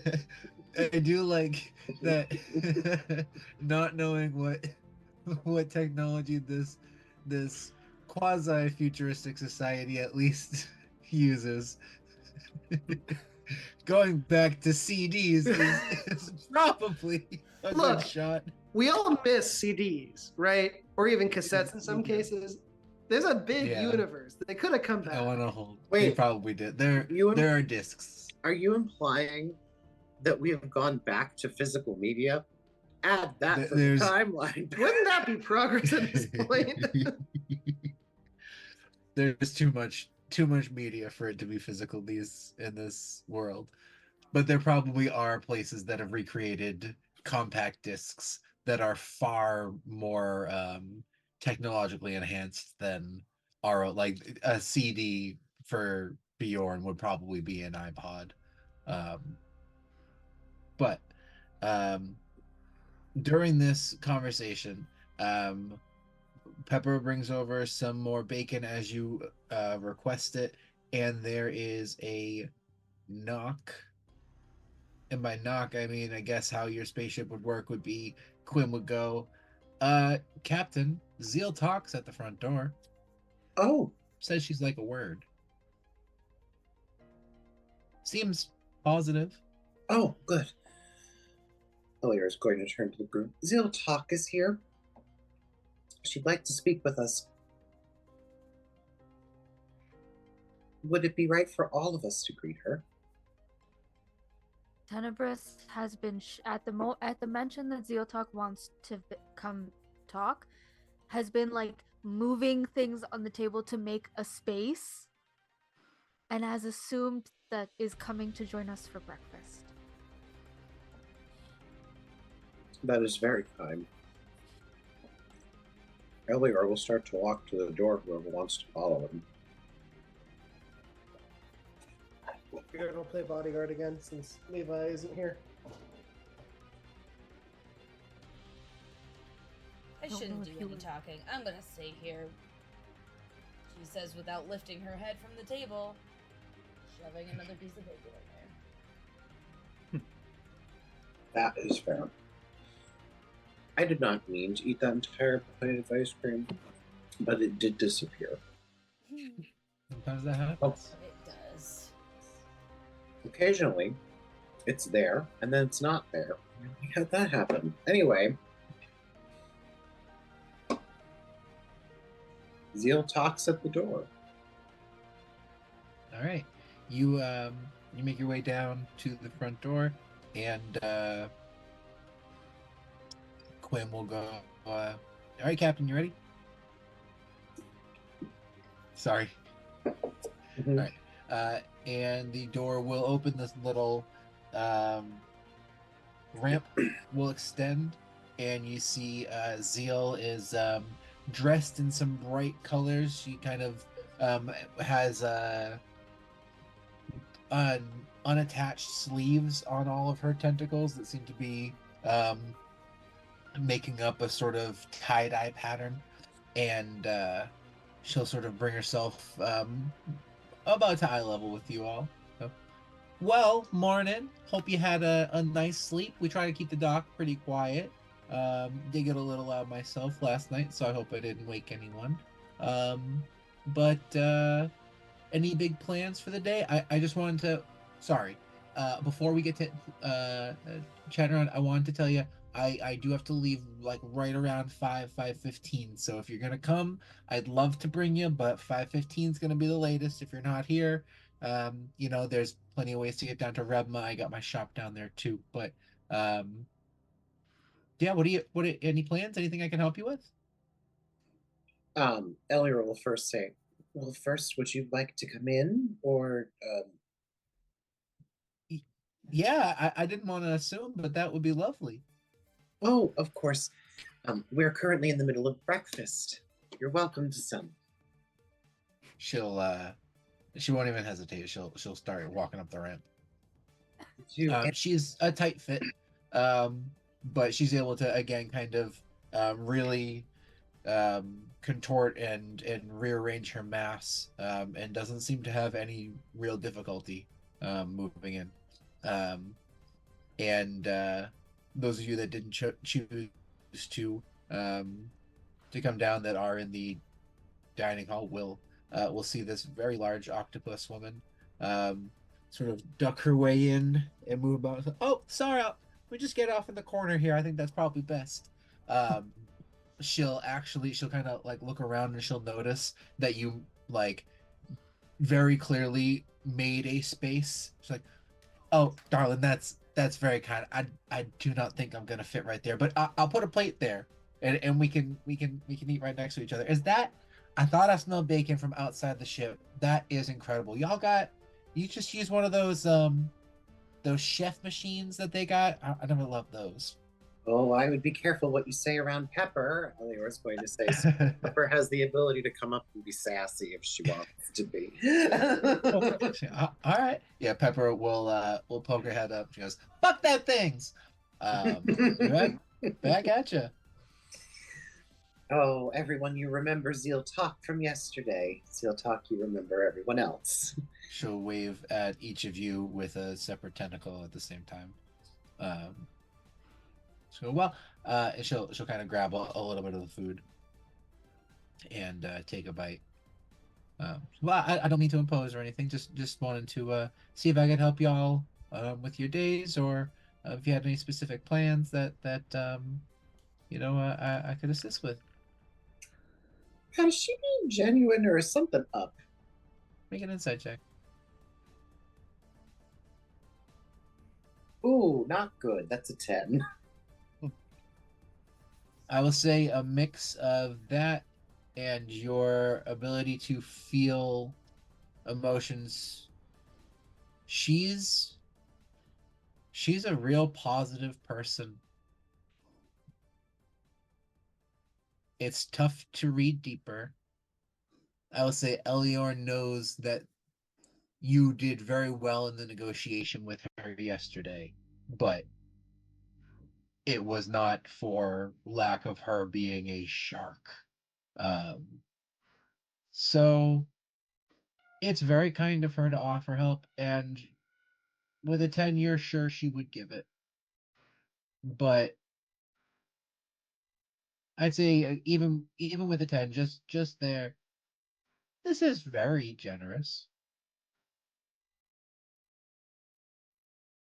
Well, I know we plan to explore a little later today. Not quite sure the destination yet, but Pat, two things. One, I would have given the specimen to Wrigley. I forgot to mention that at one point. Okay. Um, and two, I would have probably looked up whereabouts this Jameson guy lives, just so I had a sense of the area.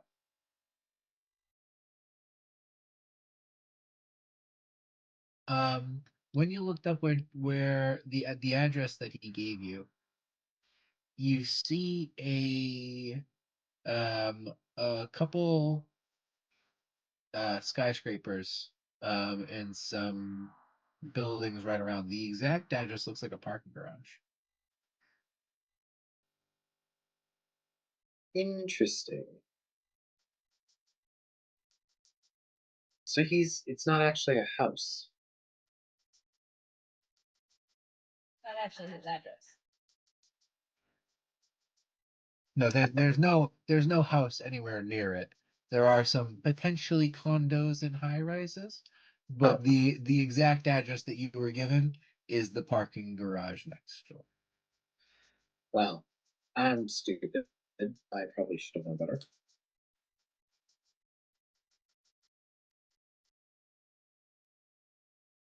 I probably would have changed the conversation I had this morning.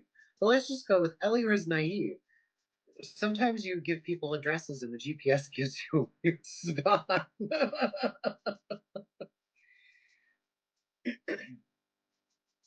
But the general neighborhood, the area of the city, probably somewhere down in that direction. Picked a random spot on the map. More importantly, I actually wondered if I could ask you a question about something that happened last night. Yeah, of course. What you get yourselves into? Hmm. We went to a fire bunkie and Oh, proceeded down to a bar where we ordered soggy mozzarella sticks and nachos. And then the karaoke bar across the street erupted into a panic, and we went in to help, and it was gross, and we evacuated everybody.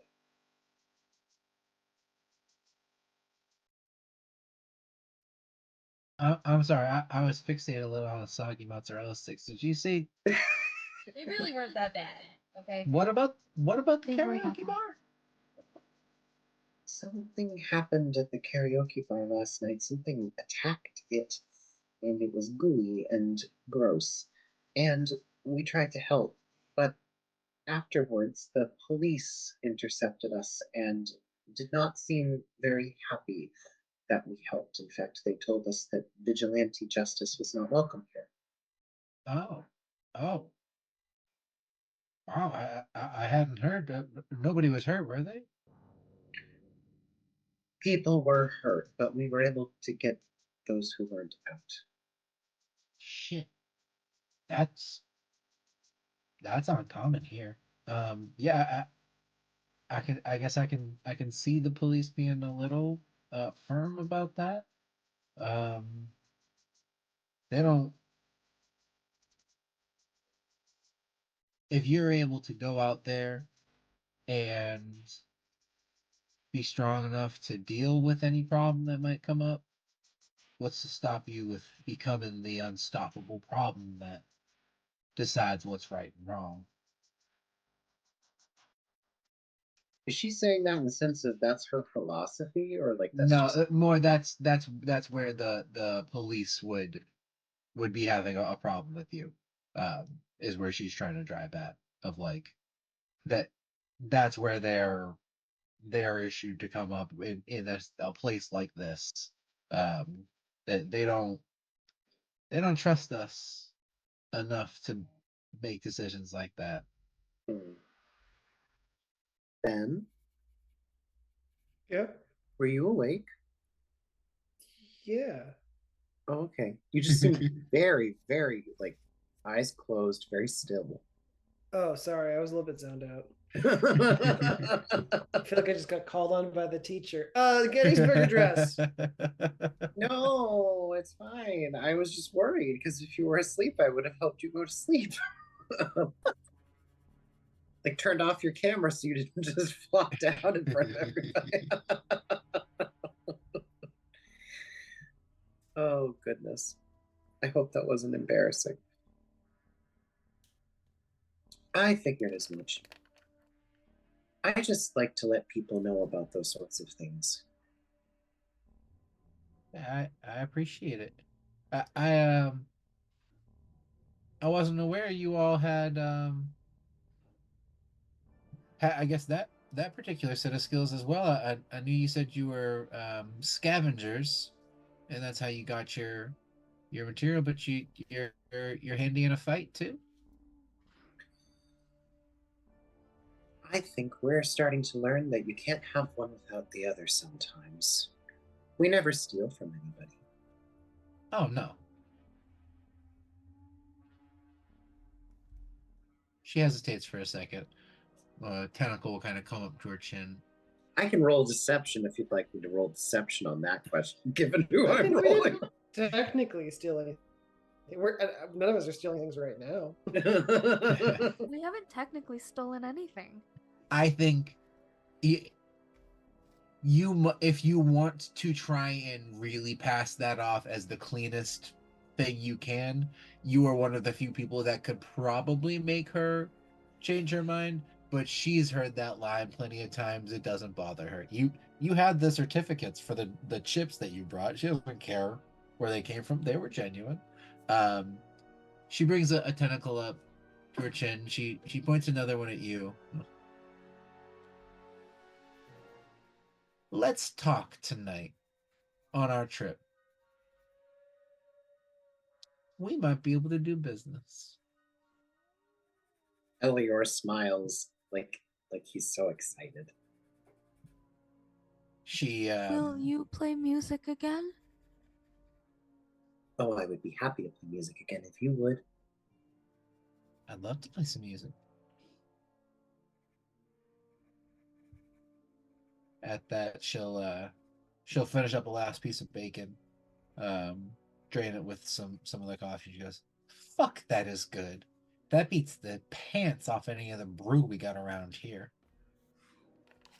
You got a chef, you got a coffee maker. I gotta find a way to get aboard this ship." She'll put it down. She'll nod. So, all right, well, again, 5:15. If you're here, happy to have you. If not, I won't be back for about a week. So, I assume you won't be back when I'm returning. So, I'll see you later, or I'll see you way later. I'll see you at 5:15, the latest. Sounds good. She'll make her way back out of the vessel. So the tricky thing is that realizing now that we are being led to a parking garage, I feel like we would have to make a bigger decision as a group. Do we want to do that without Levi here? Lunar is confused. Did we think it was going to be an enclosed space he was giving us the address to? Well, he Like, I mentioned that thought it was going to be the roof of some building.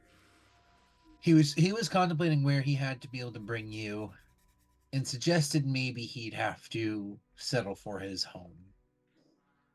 I thought, in fact, we encouraged him not to meet at his house. I think For- that wait a minute. Everyone's safety. I bet you there's two things. One, it's either an ambush, or two, it's one of those things where we get there and a driver blindfolds us and takes us to the house. But to get back to the point, I don't think this is like he's pulling a fast one on us, because I think we said, let's not meet at your house. Oh, okay. Okay, all right. I'm not saying this Yeah. is an ideal spot, Yeah, and he can still be trying to kill us, but he seemed pressed when he gave you this address. I don't want to Um, meet him without Levi, but we can up until then. I did realize something that I think Bjorn would realize at this point too. I know Zeal Talk's gone by this point, right? Yeah, she left.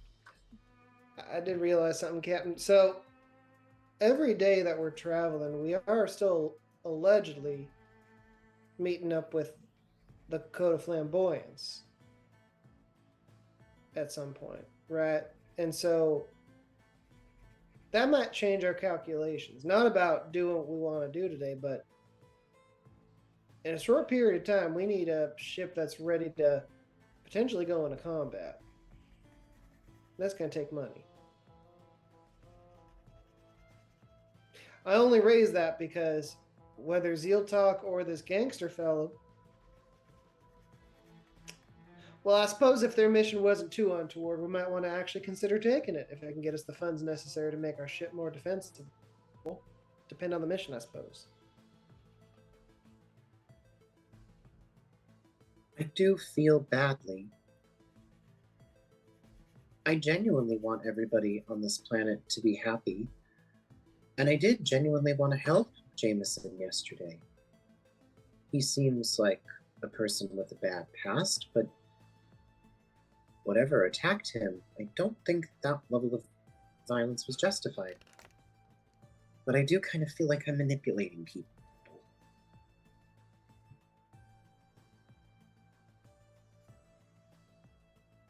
But, like I said yesterday, anything we can do to help make the people here feel a little bit better, I'll do it. Especially for money. Yeah, especially if it can come with funds to improve our shields, improve our guns. You know what I'm talking about.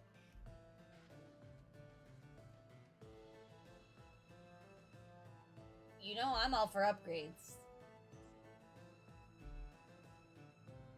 Oh, yes, I imagine most of us are on board with upgrades.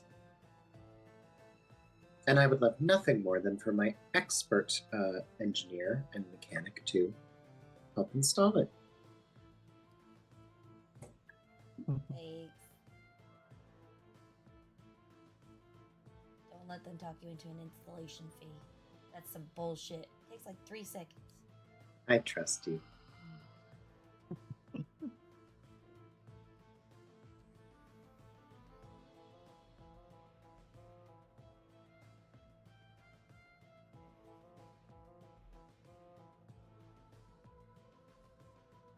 All right. So y'all looking to get some upgrades? Yes, I think we're also going to see if we can take side missions or main missions because this isn't a video game. Uh, see if we can get some work from all these various stakeholders. All right. One more thing before we leave the ship. What's the horse doing? I was wondering that same thing. It's always scariest when you don't hear from the horse. I like to think that.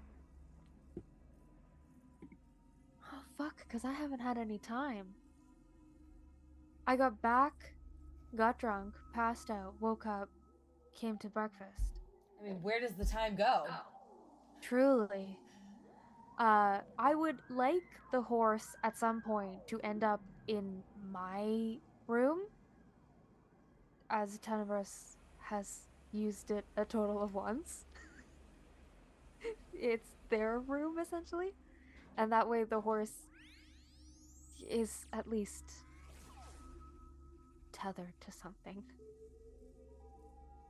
If not drinking our cargo. Yeah. Does anyone at this moment go looking for Garsnir? Oh, I think Bjorn is interested in confirming Garsnir isn't doing something stupid. Tenebris will follow. More out of a, you better not be fucking shit up. Just let me know if he's eating wires. He will not be eating wires.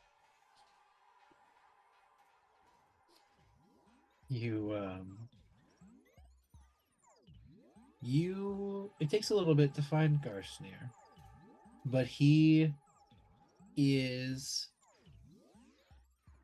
still residing in the cargo bay where he had been designated previously, now emptied of cargo after Zealtalk removed all of it. Imagine if Zealtalk thought it was part of the cargo. Thank you.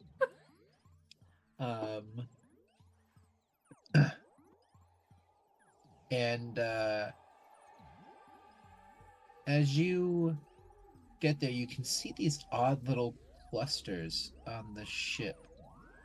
You know that Graham has a root system that goes all through even the metallic wiring, but in little like corners and the little darker bits of this particular storage area, it doesn't seem to have been able to grow, probably with Sud's continuous dusting of everywhere else. But right in this area, there seem to be small little like fungal growths, almost not quite mushrooms. They're almost like a mix between a mushroom and a flower. They're different colors. In fact, as you look, you see one that's kind of a lightish green that seems to almost change to an almost like an iridescent. It goes yellowish to purplish to an kind of changes depending on how you're looking at it. And it connects, it grows on the floor. And you find Garsnir asleep, tucked in the corner of this storage compartment.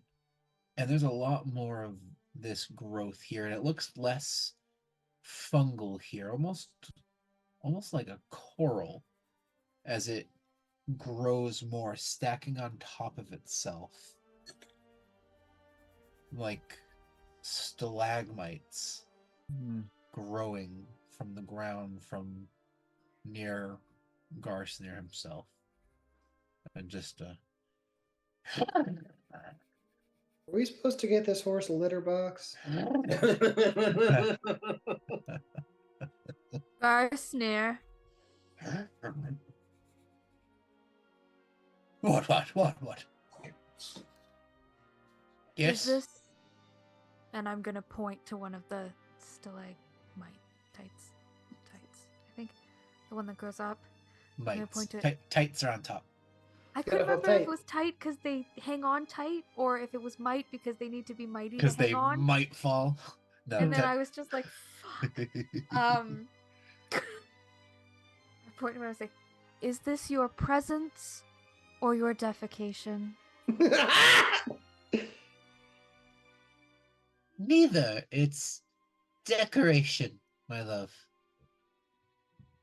Do you not like it? I love it. It is wonderful.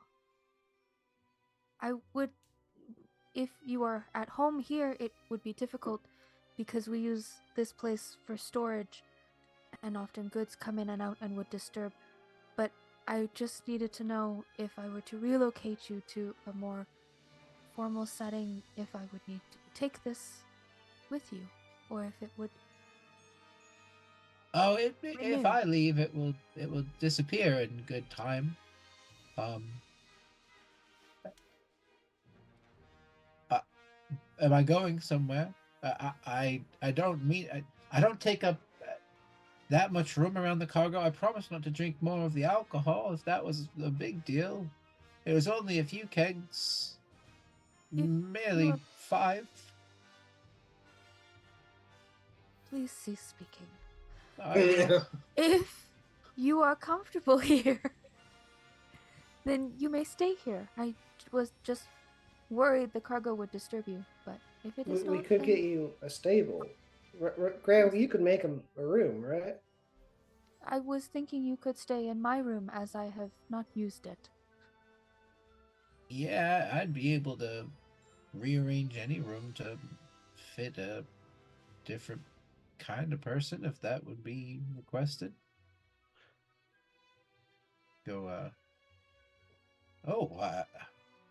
a room for me, like I was a crew member or something. Now be careful, or I will expect you to earn your keep. He'll his front feet are kind of like tippy tapping, but he's really trying to keep himself serious. His face looks very serious right now. As well, of course, I would have to be an upstanding part of the crew. Responsibilities, chores, even chores. I could sweep, I suppose, or dishes. I can certainly do a dish. I'm very sorry. How do you do a dish? Usually you need appendages for digits, you know?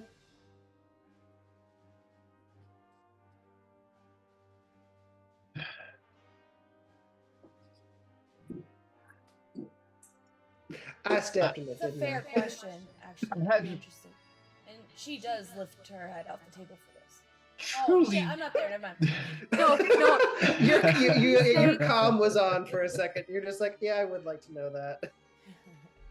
I hadn't figured out to that part quite yet. I was hoping perhaps when I found a dish I would know how one cleaned it without thumbs. Excellent. Let us go. I'd like to think that Tenebris is like moving to lead Garsnir up into the kitchen to go talk to Pepper and be like, "Do you enjoy dishes? Can we introduce a weird six-legged horse to a dish?" This is a terrible plan, but I love He it. I'm is obsessed. the size of him compared to the little fur ball that is Pepper.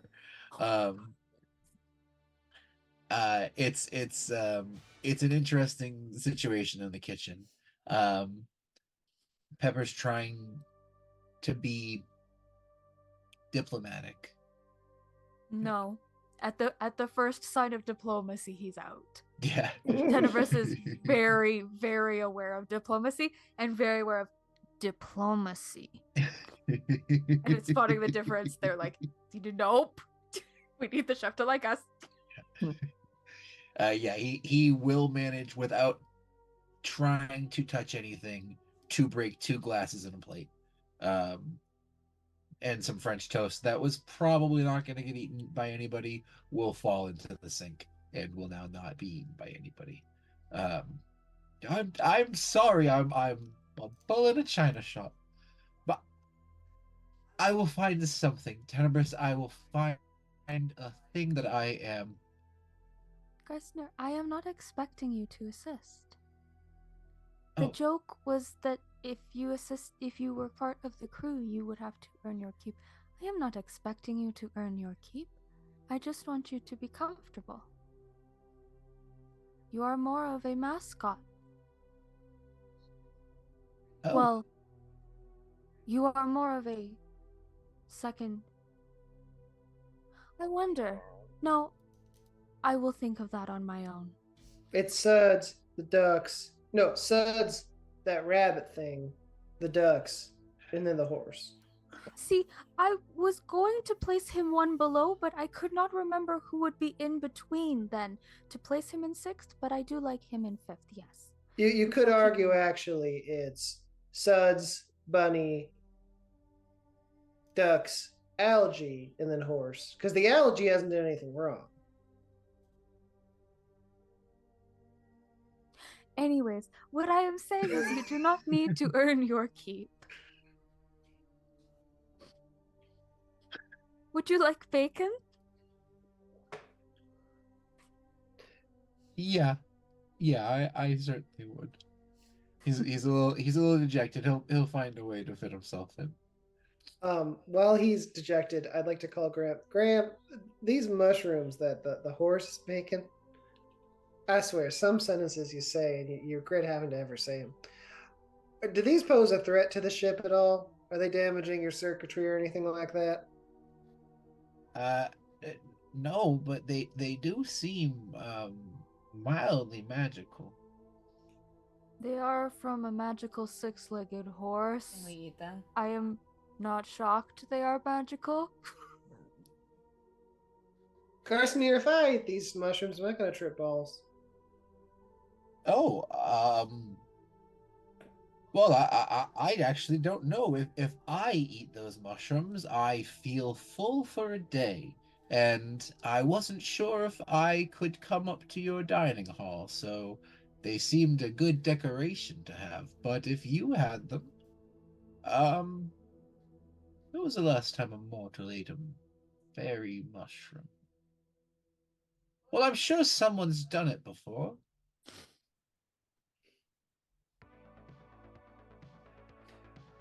I've never been so tempted and Um, horrified at the same time. Fucking wish I was there. We have And I think you have a better read on the He's Fae in the kitchen situation. now. My presumption is this would be a very bad idea. Yeah, but the mushrooms are still in the storage bay, I imagine. Yes. yeah. And I was thinking we could sell the mushrooms, but I don't want to curse a whole bunch of mushroom eaters with whatever the Fae would do to them. Tim, next time we're in the Feywild, would you mind asking the Fae what happens Of course. if we feed people the mushies? Because that could be used for the horse, just mushroom production. We will need to. Oh, Captain, that is a good point. Our entire crew has not been afflicted by ADHD at all. Please, we all have one train of thought. This is totally normal. I have remembered at some point I will need to visit the Winter Court to make my presence known. To their. Tenebrous pauses and sort of says, higher ups. And it goes back to their normal speaking. But yes, Bjorn, when we next go through, we can discuss the mushrooms. Would you all like to visit with the Fae with me when I have to attend? Or shall I snip out? I can go with you. Wow, jeez, I didn't see you join us, Suds. Hi. Sorry. No, you don't need to apologize. Tan, I'm happy to back you up there. We just have to be careful if a Cephalos is there. They and I don't get along too well. Oh, the Fae will not fight in my presence. They know better.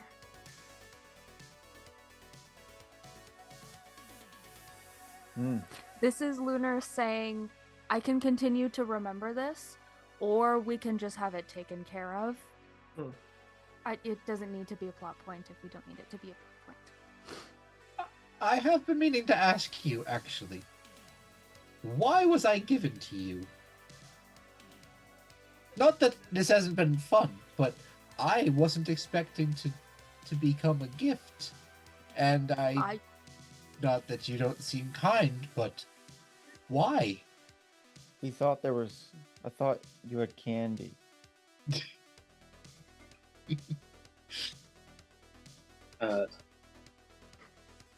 Elior will add, I have no problem with going to the Winter Court with you. As a matter of fact, maybe I don't want to know how you would get to the Winter Court without a ship. But you would need a ship. I would find a way, I'm sure. I just do not wish to bore all of you with what might not be an interesting task. Garsnir, I cannot remember your question. I have remembered it. I am so terribly sorry. Your guess is as good as mine. I know of the Fae that they take young of a species, so to be given a small of potentially a species is very, very confusing. And I have spoken with the Void about it, and they gave as many answers as I have just given you. That's very helpful. Thank you. It was not, but I appreciate that we are Garsnir. at least on the same page now. Because we decided to wake up this morning and threw all courtesy out the window. How old are you? Because people have been asking me. How old are you? In galactic years, about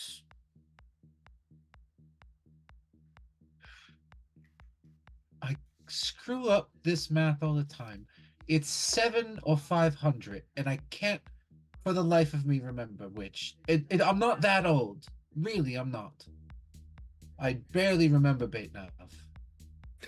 If that's any frame of reference. I was just a wee thing. And you've never met James Dean. James Dean, I do not know what you're speaking of. That's for the best. I think James Dean might both be before his time and realm. What's a galactic year in terms of droid years? What the fuck? Would they be the same? Time is So- time, right? Droids- And droids just live far longer? I don't know. Well, Walk off.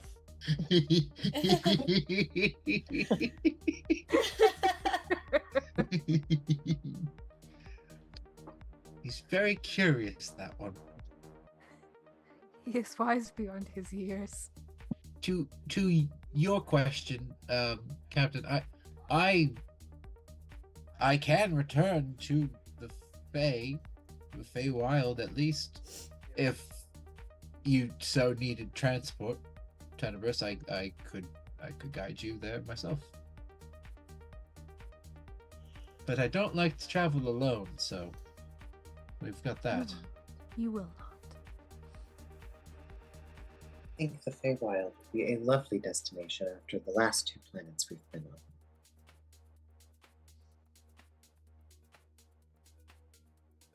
Excellent. First, we have a parking garage. And then we have an underwater city. and we have to meet with the code at some point. And But we have first, to the go... Fae. The Fae can wait. They, But third, the time- Fae. Yeah, if time works different for the Fae, Fourth? so they can wait. And Yeah. And then fifth, we open Bjorn's Mushroom Emporium. I so thought you were gonna say mushroom and porn shop. Wait, That is a you wonderful said idea, emporium? Ten. We do need to put this porn somewhere. We might as well sell it. What is if you everywhere. made like paper out of mushrooms and then you printed the porn on it? Sean, were you going to say something? Just Not really, no. One would argue a lot of us aren't saying much either. Actual substance. Was going to say, not to dictate what's going on, Pat, but unless there's anything else, I think we have to wait for Levi to go to the parking garage. Yeah, I kind of feel the same way. All right. Do we have any other horses to talk to? I think this is our only horse. This is How many the people only do you horse have in you, Bjorn? I'm sure we could call one of them. Or we could go on the hunt for the book that describes that. I'm sure there's one of those too. Look, I've been compared to a horse a number of times, but I don't think there's a horse up in here. Because I just love oats for no other reason. Anyway. Denibus just covers Garster's ears entirely. All right. Well, in that case, I will say, Garsnir will go ahead and start to make himself comfortable in your former room, Tenebrous. Graham will be able to make space so you can have a room like where your stuff is, even though you don't sleep somewhere. And we will pick up next time as you are about to embark out to this parking garage and see what this dude's all about. Woo! Nice. Cool. Thank you, everyone. Thanks, everyone. Thanks, This is everyone. fun. Good Good night. night. Night.